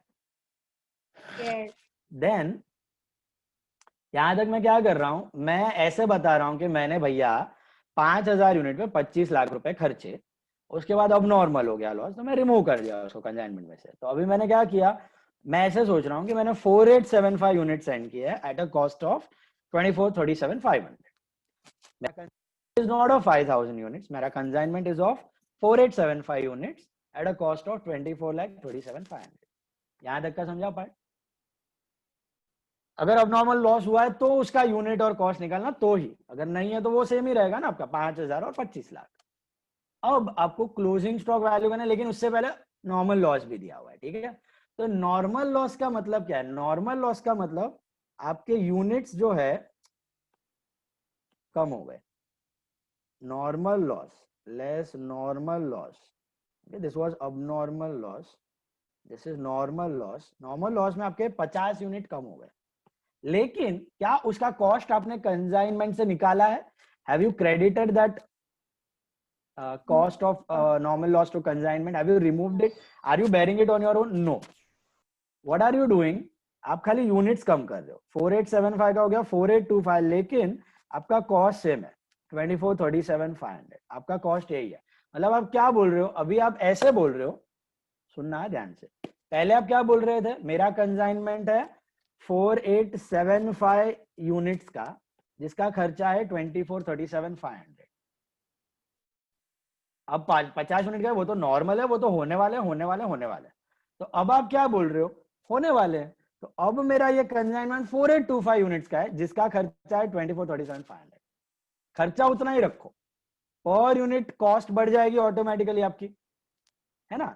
ये पहले आप 24,37,500 को 4875 से डिवाइड करने वाले थे पर यूनिट कॉस्ट के लिए. अब आप 24,37,500 को 4825 से डिवाइड करोगे पर यूनिट कॉस्ट बढ़ जाएगी. उसके ऊपर आप मार्जिन चिपका के बायर को बेच दोगे. तो आप वो लॉस इनडायरेक्टली बायर से ही वसूल रहे हो, आप अपन खुद से बेयर नहीं कर रहे हो. ये होता है मतलब नॉर्मल लॉस का. तो नॉर्मल लॉस में आप कभी कॉस्ट कम नहीं करते, आप अपना खाली कम कर देते हो. अब जो मैंने 10 यूनिट सेंड किए थे जिसकी कॉस्टिंग थी 20,000, 10 यूनिट में से 2 यूनिट नॉर्मल लॉस हो गए, तो मैं क्या बोलूंगा? ये 8 यूनिट की कॉस्टिंग 20,000 है. ऐसे नहीं बोलूंगा कि 8 यूनिट की कॉस्टिंग 16,000 है, नहीं, ये होने वाला है. 8 यूनिट की कॉस्टिंग 20,000 है. तो पहले मेरा पर यूनिट कॉस्ट कितना था? 20 रुपीज था ना. अब मेरा per unit cost is 25 rupees. तो पहले मैं 20 पे प्रॉफिट लगा के बेचने वाला था, अब मैं 25 पे ही प्रॉफिट लगा के बेचूंगा. और बायर को भी झटका नहीं लगेगा, क्योंकि वो तो नॉर्मल है, वो हर साल होने वाला है, उतना ही प्राइस मेंटेन रहेगा आपका. तो कंसिस्टेंसी इफेक्ट होने का चांस नहीं है. Is this clear? ये कंसेप्ट समझ रहे हैं नॉर्मल लॉस का? तो आप कभी कॉस्ट रिमूव नहीं करोगे, आप खुद बेयर नहीं करोगे, बायर को चिपकाओगे वो. तो यहां पर आप ये नॉर्मल लॉस का खाली यूनिट कम करना, ये एक्स्ट्रा स्टेप है. ये एक एक्स्ट्रा स्टेप घुसा दिया है मैंने, बस. यहां तक का सब सेम था. ये आप नॉर्मल मेथड से भी क्लोजिंग स्टॉक वैल्यू करते तो आ जाता. खाली ये 50 यूनिट आपको माइनस करने, ये याद रखना. अब तो बहुत ही सिंपल है. देखो, शुरुआत में आप क्या बोल रहे थे? Once again I will repeat. शुरुआत में आप क्या बोल रहे थे? 5,000 केजीज का खर्चा 25 लाख. 25 के साथ 23 original plus 2 lakh freight. 5,000 KGs भेजा है, 25 लाख रुपया खर्चा है. फिर क्या हुआ? अब नॉर्मल लॉस. अब नॉर्मल तो मेरे को बेयर करना पड़ेगा. Remove it from consignment. तो यूनिट से यूनिट हटाओ, कॉस्ट से कॉस्ट हटा दो. 62,500 जो हुई थी अब नॉर्मल लॉस की वैल्यूएशन हटा दिया मैंने. तो अब क्या हुआ? अब मैं ये बोल रहा हूं 4875 यूनिट का खर्चा कितना हुआ है? 24,37,500. 4875 यूनिट का खर्चा हुआ है 24,37,500. अब जरा इस पॉइंट पे आके सोचना, 1 मिनट सब लोग, 1 second, just use your brain. समझो ये होता ही नहीं, यहां पर ही है हम लोग. 4875 का खर्चा 24,37,500. नॉर्मल लॉस है ही नहीं, तो आप क्लोजिंग स्टॉक कैसे वैल्यू करोगे? बताओ. रेगुलर जैसे करते थे वैसे. Cross multiplication. 4875 यूनिट का 2437,500 है, तो 1075 यूनिट का कितना? या आप वो अपना original method, original cost proportionate, non recurring consignor proportionate, same ही आएगा आपको answer. Okay, the answer will be same. वैसे करो या यहां से क्रॉस मल्टीप्लिकेशन करो। लेकिन यहाँ पे क्या हुआ, अभी यहाँ पे जो है नॉर्मल लॉस के यूनिट थे, तो मैंने यूनिट से कम कर दिया। मैंने क्या किया, अब मैं ऐसे बोल रहा हूं कि 4825 यूनिट्स का कॉस्ट इज 2437,500। 4875 का नहीं, 4825 का कॉस्ट इज 2437,500। अभी इतने यूनिट है, यही कॉस्ट है, ऐसे ही पकड़ के चलो। अब क्लोजिंग स्टॉक में कितने यूनिट्स बचे हैं, तो 1075, तो आपका कॉस्ट कितना? Just cross multiply, you get the answer. This is your proportionate prepaid expense. Sir 5,37,500 जो भी आता है का मल्टीप्लाई, वैल्यू। क्लोजिंग स्टॉक का वैल्यू क्रॉस मल्टीप्लाई जो भी आता है। 5,37,500 5,37,500, please check। 1075 into 2437,500 divided by 4825। Okay, और हाँ, इसमें अगर ये 1075 से 120 मल्टीप्लाई करें, मतलब कॉस्ट प्राइस, और बाद में अगर ये ऐड करें 2 लाख का प्रोपोर्शनल, तो भी सेम ही आएगा ना? नहीं, cost price per unit change हो गया है अभी। Cost price per unit is not 120। 120 है ना, 120 का कॉस्ट का मतलब आपने क्या किया था, आपने ये किया था ना पहले, 120 into 5,000 किया था ना आपने। हाँ, तो आपका कॉस्ट कितना था? 120 नहीं था, कितना था यहाँ पे? 460। 460 था, हाँ। तो आपका कॉस्ट प्राइस ये था 460 into 5,000, दैट वाज 23 लाख था ना। हाँ, अभी ये 460 kgs का कॉस्ट प्राइस था, उसमें से 50 kgs चला गया है। सॉरी, तो ये कॉस्ट प्राइस, ये जो 23 लाख है ना, ये 460 किलो का है ही नहीं अभी, ये 410 किलो का है। Cost price per unit will increase in case of normal loss, इसलिए मैं वो पर यूनिट से नहीं करवाया। पर यूनिट से सेंस नहीं बनता। इधर ये मेथड बहुत इजी पड़ता है आपको कैलकुलेशन का। इसमें क्या करने का, units cost, units cost, units cost लिखते जाओ।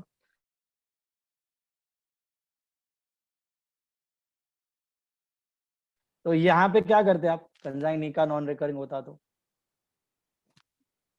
कंजाइनी का नॉन रिकरिंग होता तो क्या करते, भी ऐड कर देते। वो भी ऐड कर देते। कंजाइनी का नॉन रिकरिंग होता तो वो भी ऐड कर देते। वो भी कितने यूनिट्स पे हुआ होता, कंजाइनी का नॉन रिकरिंग अगर हुआ होता, समझो 1075 plus 50। सर नहीं, अगर खाली 1075 पे कैलकुलेट होता था ना। नहीं, कंजाइनी का नॉन रिकरिंग यहाँ पे आ जाता ना, पहले कंजाइनर का नॉन रिकरिंग, फिर इधर ही कंजाइनी का नॉन रिकरिंग, यहाँ पर इसके नीचे यहाँ पर आ जाता। तो अगर सपोज अब नॉर्मल लॉस ना होता, कंजाइनी का नॉन रिकरिंग भी 5,000 यूनिट्स पे होता। 5,000 यूनिट्स पे कंजाइनी का नॉन रिकरिंग, अगर अब नॉर्मल लॉस नहीं है, अगर है तो 4875 यूनिट्स पे होता, but per unit cost will still remain same. समझ रहे? सर हाँ, ये क्लोजिंग स्टॉक जो है ना अभी, हाँ, क्लोजिंग स्टॉक जो है, तो वो 4825 यूनिट्स पे से करना है ना कैलकुलेट, की 4875, 4825। तो अब फिर आपका वैल्यू अलग आ रहा है। 543 ये करना है बॉस, ये हाँ, करना है। हाँ, 1075 into 543 2437,500 divided by 4825। 5430 अलग है। क्या आ रहा है बोलो? 543,070। 543,070 ये करना है। ये इसका मीनिंग क्या किया मैंने, यहाँ पे देखो, मैं शॉर्ट, ये थोड़े अमाउंट्स बड़े हैं इसके लिए थोड़ा शायद कंफ्यूजिंग लग रहा है आपको। समझो मैंने 10 यूनिट्स कंजाइन किए हुए हैं, जिसका कॉस्ट है लेटर से 20,000 रुपीज, लेट से 18,000, चलो 10 यूनिट्स कंजाइन किए हैं जिसका कॉस्ट है 18,000, ठीक है। इसमें से अब ये कंजाइन किए हैं, इसमें खर्चा हो गया, समझो 6,000 का और खर्चा हो गया, ट्रांसपोर्ट, फ्रेट, इंश्योरेंस, तो वो भी 10 यूनिट्स पे हुआ होगा। तो अभी 10 यूनिट्स का खर्चा इज हाउ मच 24,000। एक यूनिट अगर मैं फिलहाल बेचूं तो 2400 रुपया कॉस्ट गिनूंगा मैं उनका, 2400 पे मार्जिन लगा के 3000 में बेच दूंगा मैं, है कि नहीं।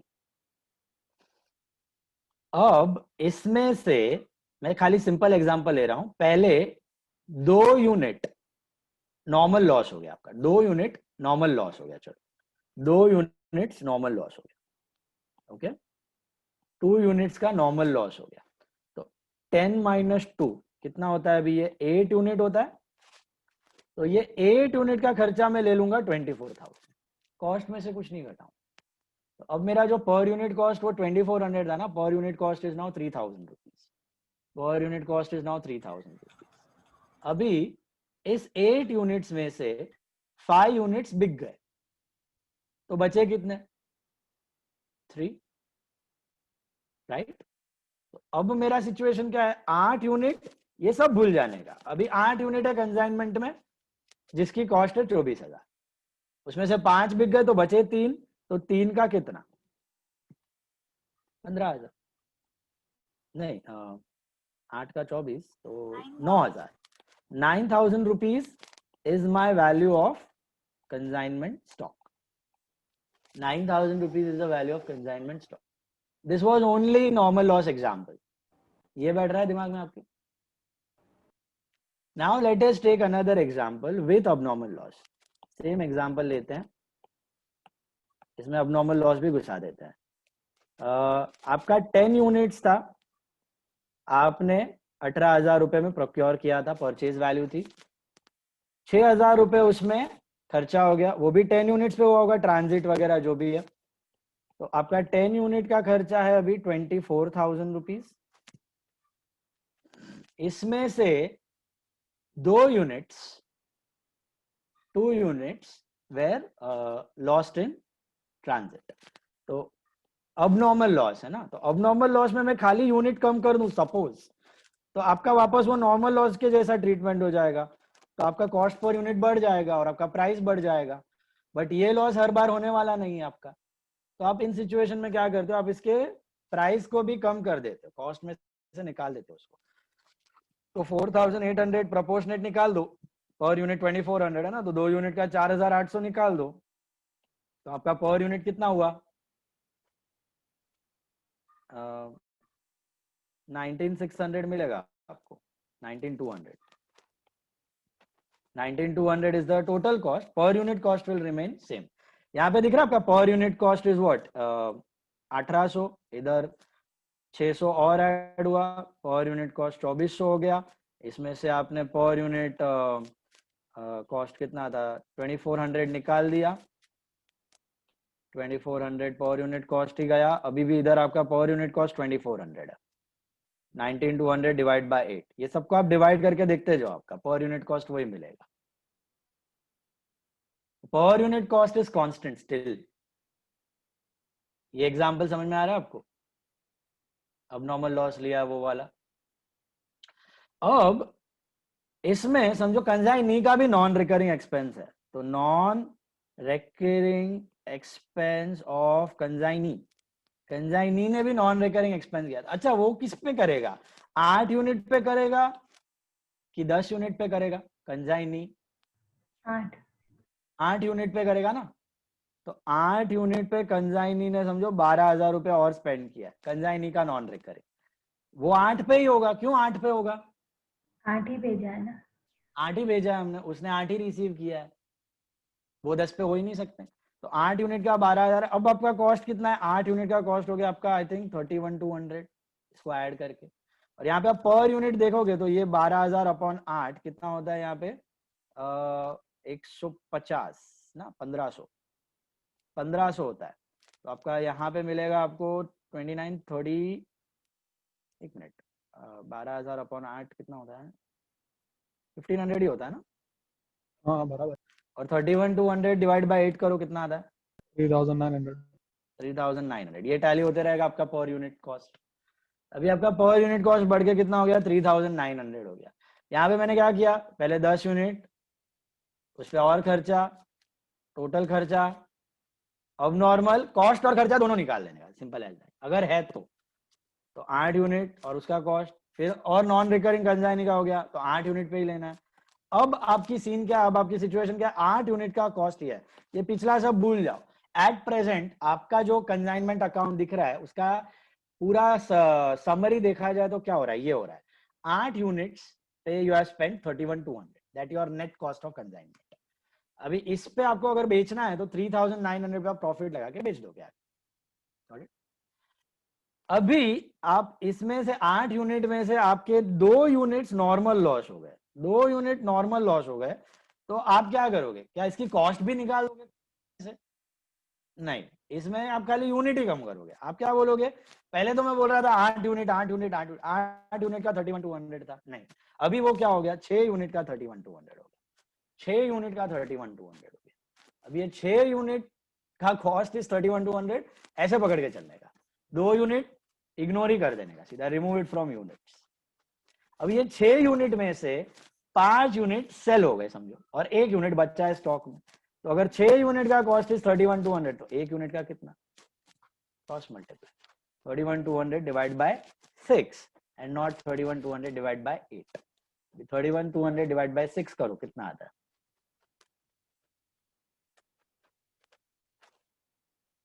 कैलकुलेट 5,200। तो जो आपका कॉस्ट यहाँ पे आप देखोगे ना 3,900 था, cost was 3,900 at this point, 31,200 divide by 8, फिर 2 यूनिट गए ना तो आपका पर यूनिट कॉस्ट बढ़ गया, 31,200 डिवाइड बाय 6 करके देखोगे ना 5,200 मिलेगा। अब आपका 1 यूनिट 5,200 का हो गया। अब आपको प्रॉफिट लगा के बेचना है बायर को, 5,200 के यूनिट्स आप 5,500 5,600 में बेचोगे बायर को। तो आपने क्या किया, सेल वैल्यू तो ली, प्रॉफिट भी लिया और वो लॉस भी रिकवर कर लिया बायर से। आपका बिफोर नॉर्मल लॉस क्या था, कॉस्ट पर यूनिट 3,900 था, आप अगर बायर को बेचते तो 4,200 4,300 में बेचते वो आइटम। अभी आपका कॉस्ट पर यूनिट है 5,200।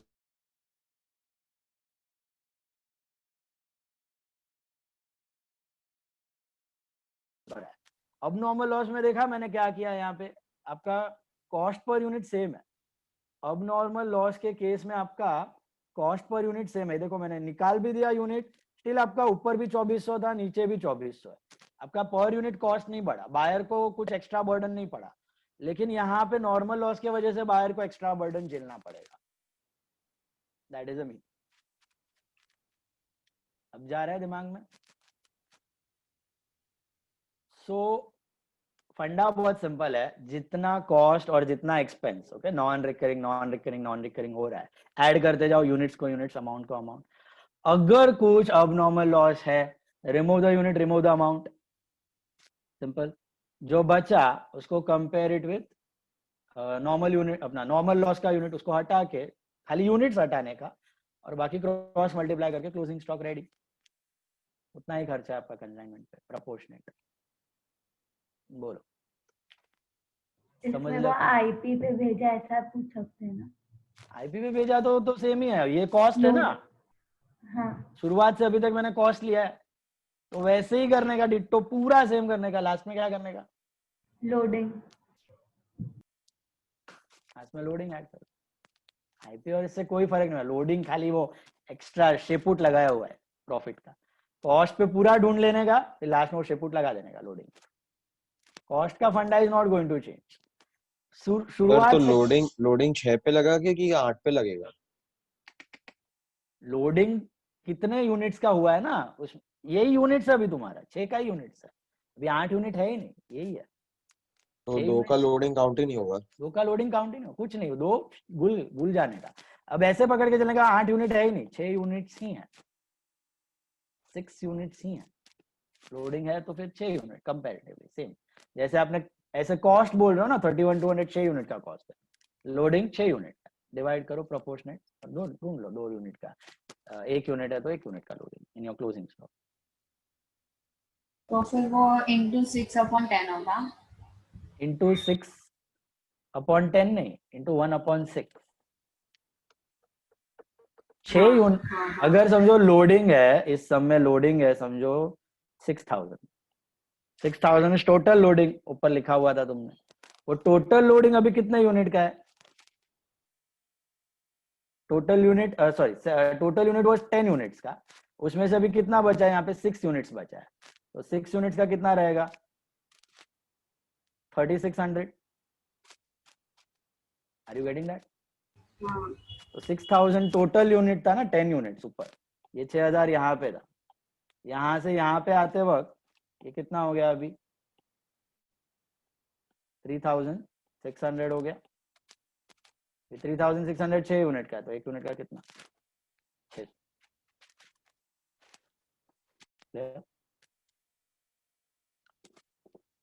लोडिंग का कुछ नहीं है, लोडिंग का एंड में खाली ऐड कर देना आपको पर यूनिट लेके। हेलो, चलो एक और सम हम लोग करेंगे इसके बाद। इसमें अभी क्लोजिंग स्टॉक का वैल्यू मिला आपको? कितना आ रहा है जो क्लोजिंग स्टॉक का वैल्यू? 543070 मिल रहा है सबको? Getting that? 543070, 543070 रिकॉर्ड करना है बाय कंसाइनमेंट स्टॉक 543070, कॉस्ट पर ही है, no loading nothing. Find out your profit और लॉस। कितना आ रहा है प्रॉफिट और loss? Calculate. How much is your profit loss? Tell me.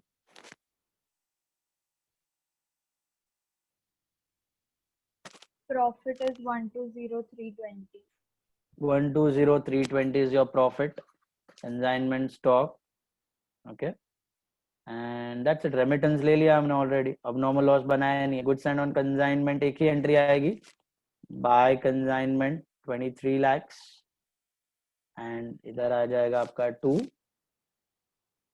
PNL, sorry to trading, to trading आ जाएगा 23 lakhs। Clear? Sir working note तो देखो। या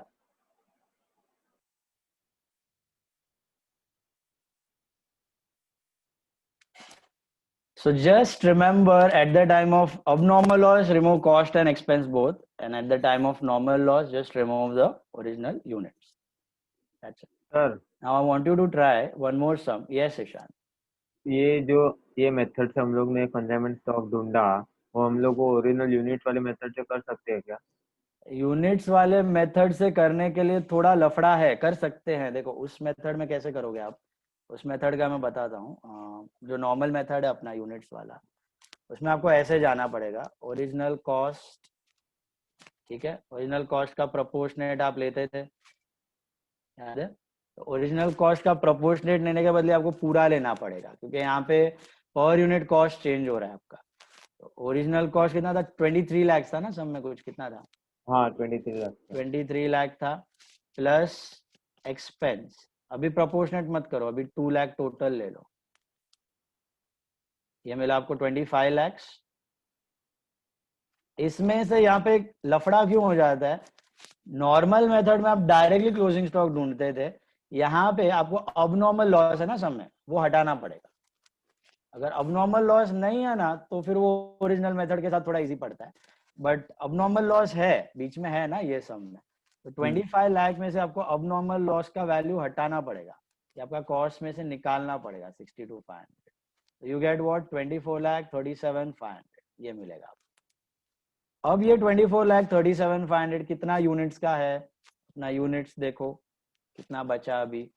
5000 में से 3750 नहीं 5000 में से 125 है, तो 4875 का है, और 50 यूनिट गया मतलब 4825 का है, तो 1075 का कितना?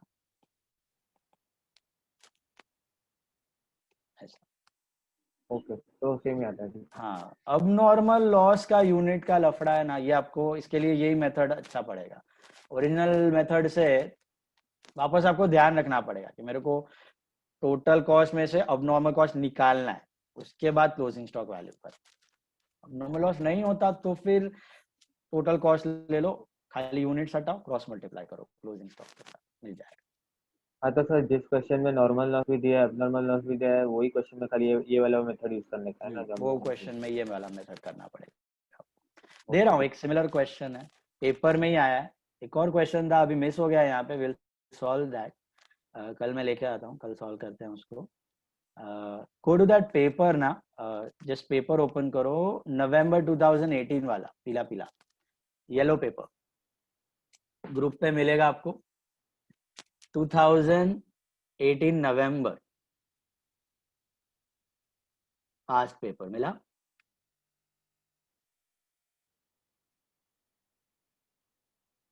नवंबर, गॉट इट। उसमें आप आ जाओ क्वेश्चन नंबर 4A, 4A पे आ जाओ and try this sum on the same lines it is. I'm solving it, you can try. If you don't understand something you may ask. Let's see concept बैठा है कि नहीं दिमाग में। Question number 4A, try करो, खुद से try करो, all of you.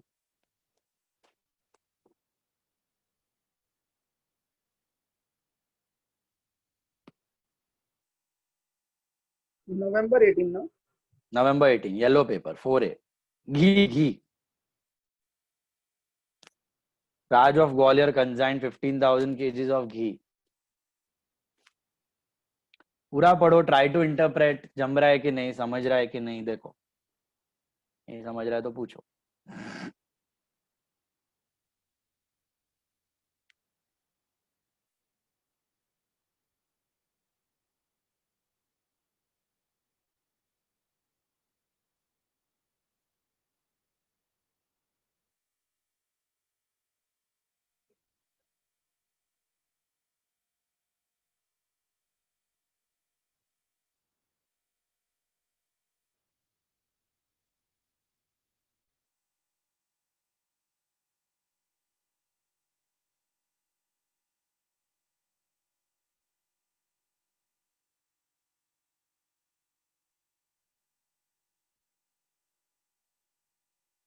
Sir कंजाई account नहीं बनाने का ना? बना लो, जरूरत नहीं है, वहां पे नहीं पूछा है ना। मेन चीज उधर नॉर्मल अबनॉर्मल लॉस है और स्टॉक है। एक्स्ट्रा प्रैक्टिस के लिए देख लेने का, एक बना के बनाने का। बाकी जो पूछा है वही मेन आंसर है, बाकी वर्किंग नोट।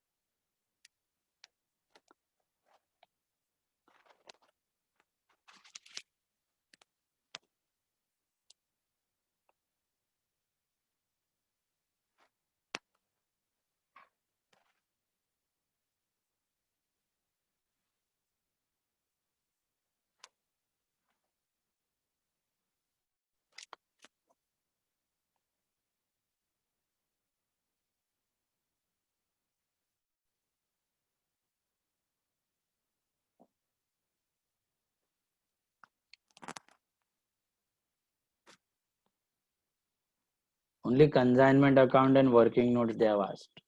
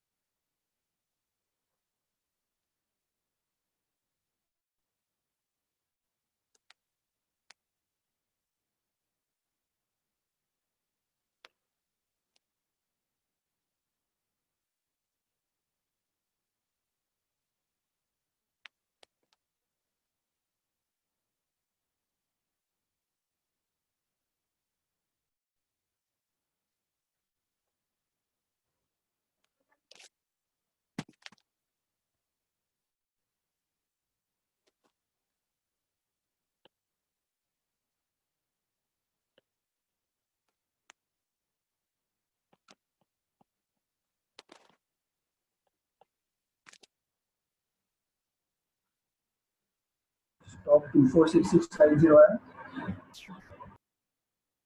1 second.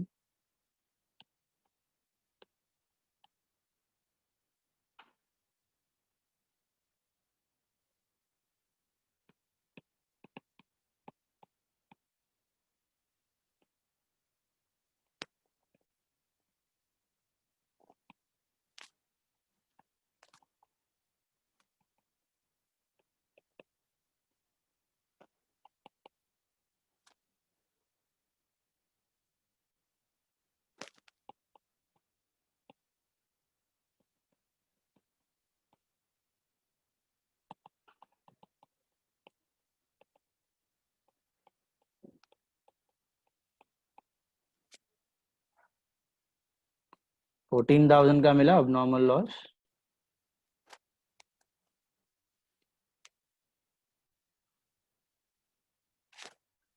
हाँ सर 14,000 का मिला. सर स्लिम भी है, ऐसे लिखना है. इधर ही दिखाने का है तो ऐसे भी दिखा सकते हो. 9 और 5 14 पेड है ना, तो बैंक आ जाएगा.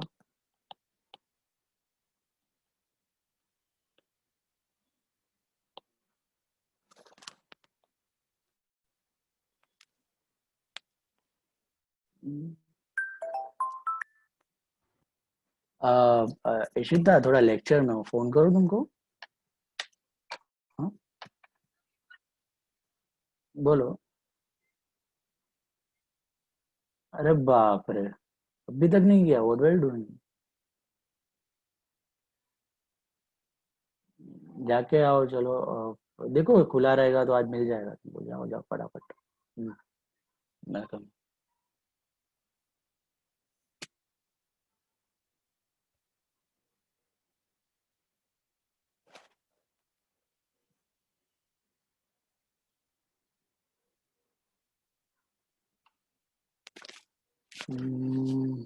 क्लेम के बाद है इसका एक्सपेंस. तो सराज 33,000. सर स्टॉक 246690 है. Wait a minute. हाँ सर उतना ही आ रहा है. By consignment stock. ऐसे करने का अभी कंसाइनमेंट स्टॉक क्योंकि नॉर्मल लॉस भी है. I am using that units and amount वाला मेथड. कॉस्ट वाला ओरिजिनल यूनिट्स वेर 15,000 kgs. इसका कॉस्ट था 4,50,000. वापस 15,000 kgs पे 75,000 और इनकर हुआ. ये 15,000 kgs पे 525,000 का हो गया.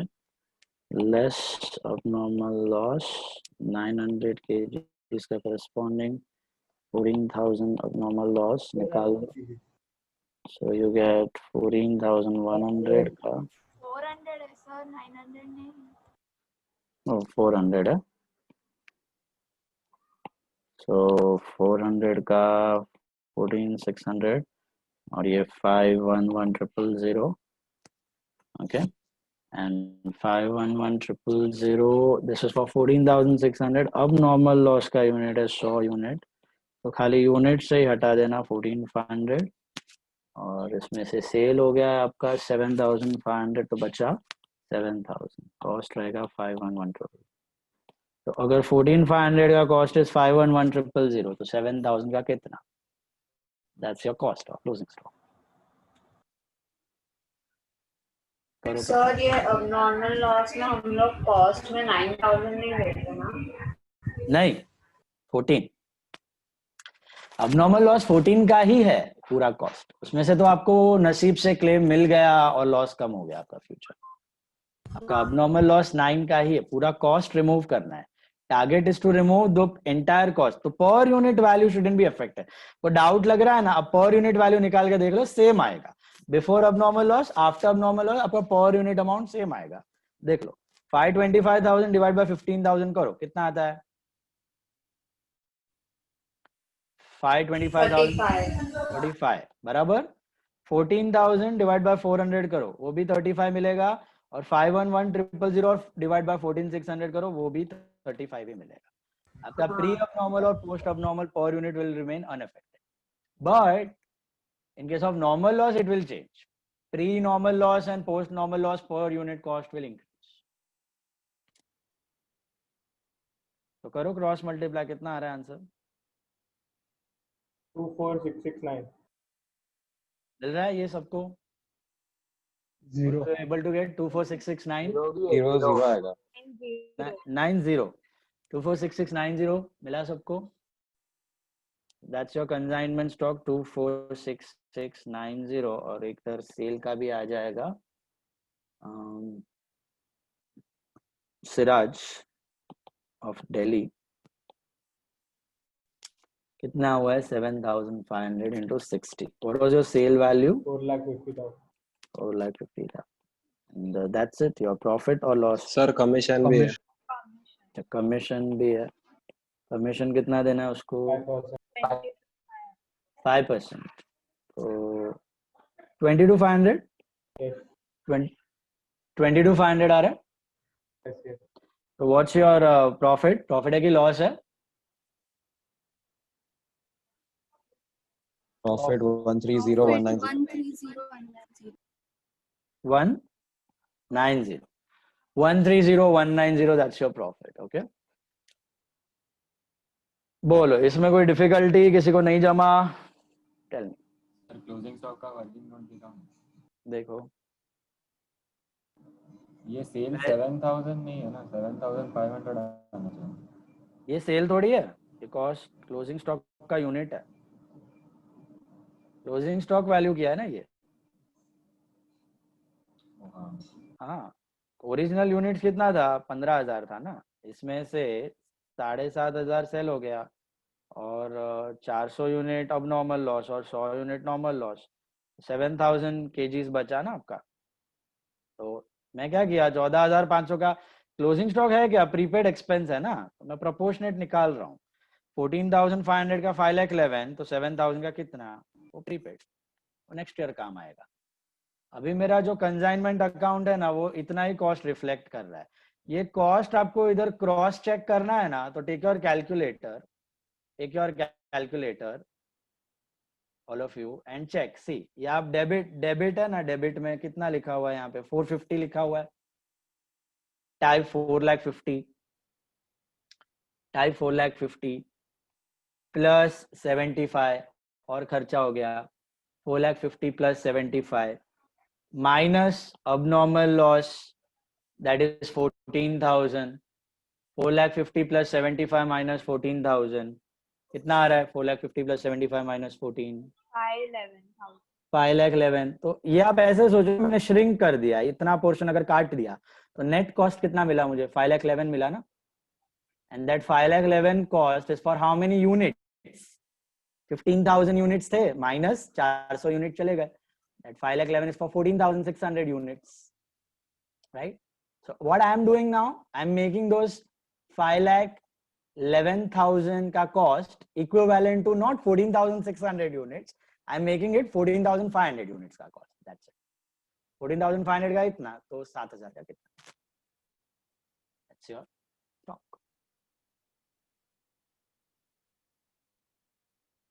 Prepaid expense है तुम्हारा।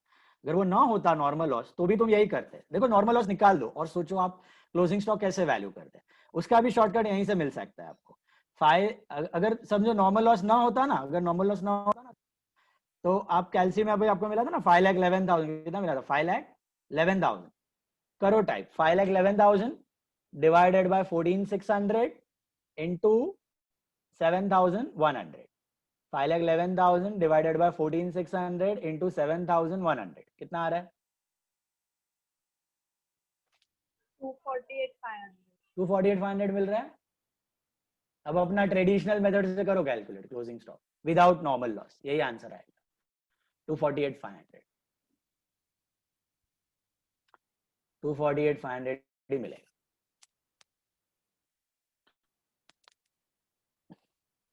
ट्रेडिशनल मेथड से करो, विदाउट नॉर्मल लॉस करना। क्लोजिंग स्टॉक का यूनिट 7100 हो जाएगा, नॉर्मल लॉस नहीं है।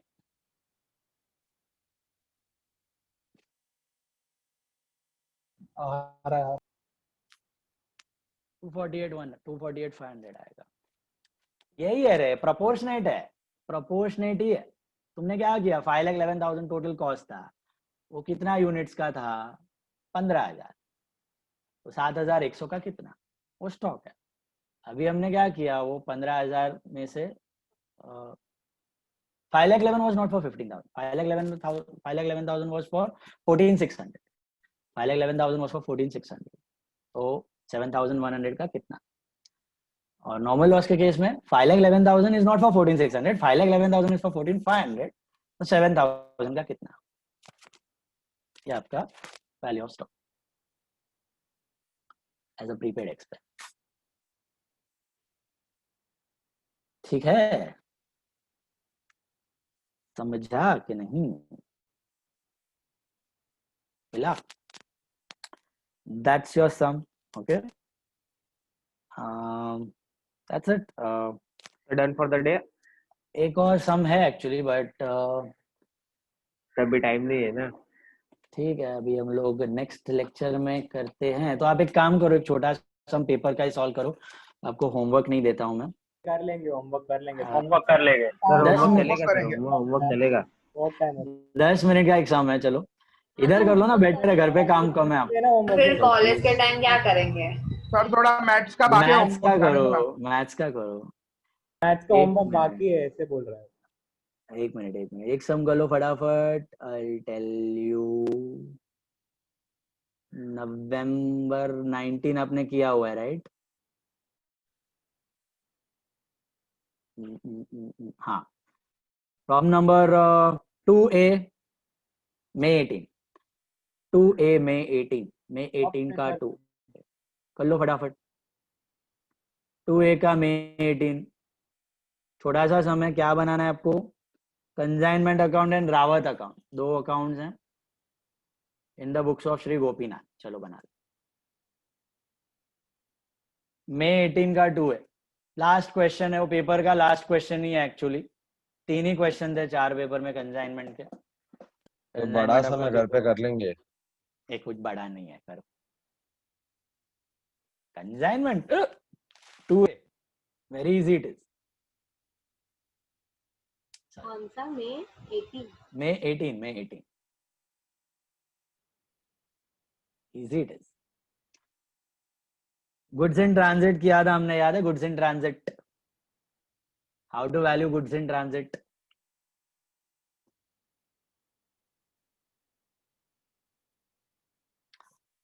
How to value goods in transit, remember?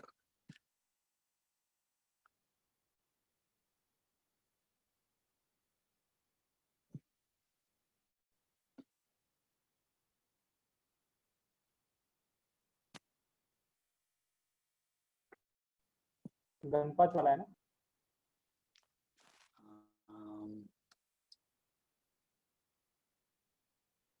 This is, yeah, Ganpat of Nagpur, Ganpat of Nagpur, easy problem it is, good.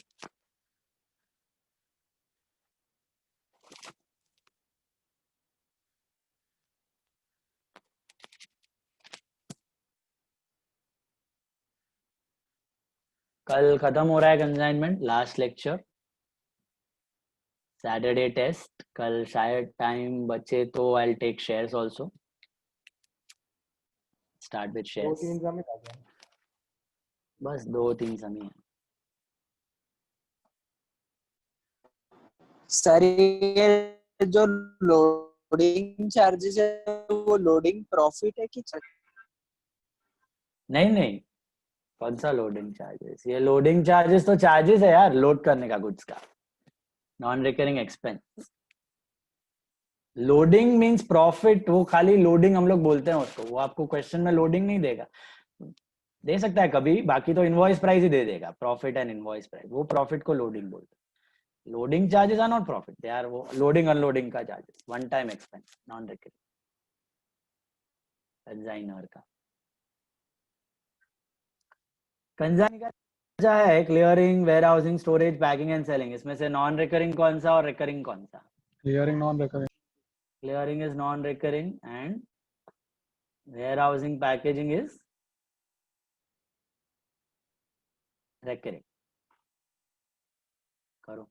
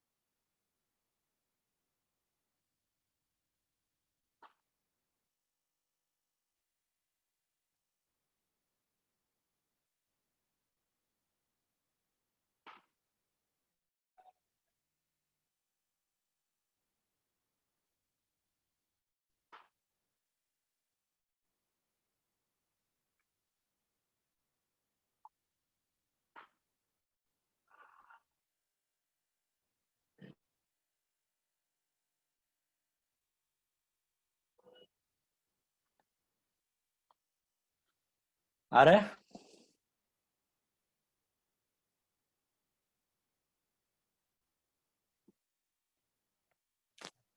पर वो स्टिल इन ट्रांजिट है, वो बस क्लोजिंग स्टॉक में इन्वॉल्व करने का है ना?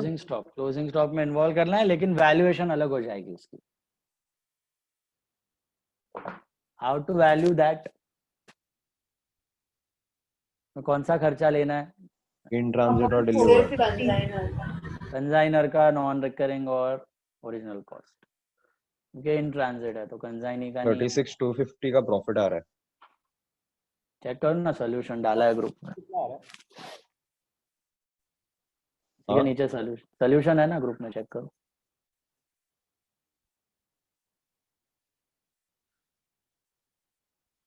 पेपर का सोल्यूशन से वेरीफाई करो। हाँ सर, आगे। परफेक्ट, राइट है। एंट्रीज देख लो। Check your solution from the solution given. Paper solution are there in the group.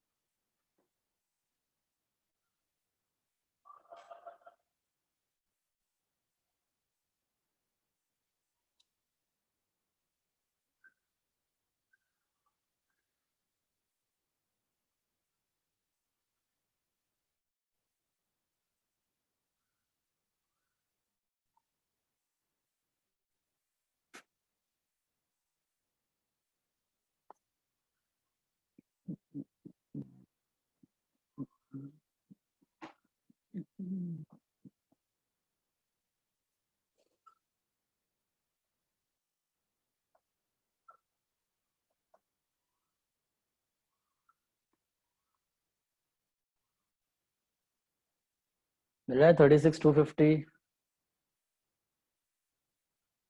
Abnormal loss, goods in transit, stock in transit. Abnormal loss or stock in transit will be valued the same way. Original cost and non-recurring of consignor. यानी closing stock के वक्त non-recurring of consignee भी आ जाएगा.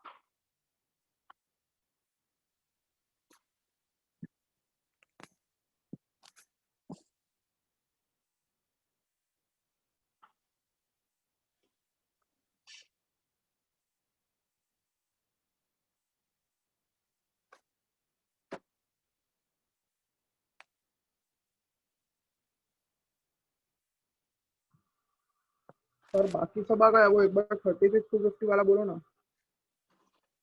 36,250 वाला profit है वो तो. Profit नहीं, वो क्लोजिंग स्टॉक का बोलो ना एक बार. क्लोजिंग स्टॉक में कितना यूनिट्स है पहले वो ढूंढ लो ना, कितना यूनिट्स है.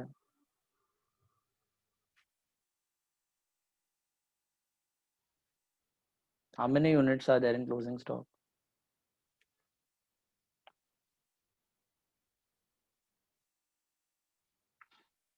देखो आपने 500 केसेस सेंड किए थे, उसमें से 50 लॉस्ट इन ट्रांजिट और 350 सेल हो गए, तो बचे कितने? 50 cases. 50 cases are there in closing stock. तो इसमें कैसे वैल्यू करते हो आप? नॉर्मल मेथड कर लेना. आपको 500 1500 ईच है, 1500 into 50 75,000 एंड प्रोपोर्शनेट एक्सपेंस का टोटल मार लो ना कितना है. 75,000 वाज फॉर 500 केसेस. 1500 ही आता है ये भी नहीं. 75,000 was for 500 cases. 15,000 150 rupees. 150 rupees per case का खर्चा हो गया कंसाइनर का, तो 150 into 50 7,500 वो हो गया. तो 75,000 प्लस 7,500 82,500 हो गया. और नॉन रिकरिंग क्लियरिंग चार्जेस 18,000 हुए हैं. तो 18,000 कितने केस पे हुए हैं? ऑब्वियसली 400 केस पे हुए हैं ना, उसको मिले ही 400 हैं, तो 450 का खर्चा हो गया. 450 into 50 22,500 ये हो गया. तो कितना बचता है अभी? 75,000 प्लस 7500 82,500 प्लस 22,500 85 1 लाख 5 आना चाहिए आपको. Closing stock 1,05,000. Are you getting that? 1,05,000 closing stock मिल रहा है. 1,05,000. दीक्षित को समझा कि नहीं? मिला मिला मिला मिला.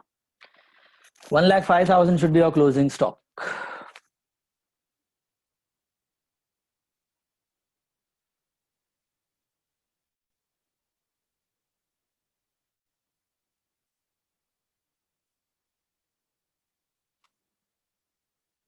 Okay. संपला? मिला? Goods in transit, stock in transit closing stock का हिस्सा है. खाली गुड्स इन ट्रांजिट में नॉन रिकरिंग ऑफ कंसाइनर लेना है, कंसाइनी नहीं लेना है. 1,05,000 नहीं आ रहा है. कितना आ रहा है सर? वो 22,500 बोला ना, उसकी जगह 2250 आपने एक जीरो एक्स्ट्रा ले. Okay okay okay. तो 82,500 प्लस 2250 तो 84,750 84,750 आएगा. 84,750 is your closing stock, right? मतलब टोटल ऐड करना पड़ेगा ना दोनों को? नहीं नहीं, अलग अलग दिखाना है. मतलब कंसाइनमेंट स्टॉक में स्टॉक इन ट्रांजिट अलग एंड स्टॉक विद कंसाइनी अलग. Stock with consignee is 84,750 and stock in transit कितना आ रहा है? 82,500. Stock in transit is 82,500. Okay, so that's it all for the day. Homework आज का आपने इधर ही कर लिया है तो कुछ है नहीं. Just revise this. कल लास्ट लेक्चर. कुछ डाउट्स है तो रुको, otherwise you can leave. Bye bye.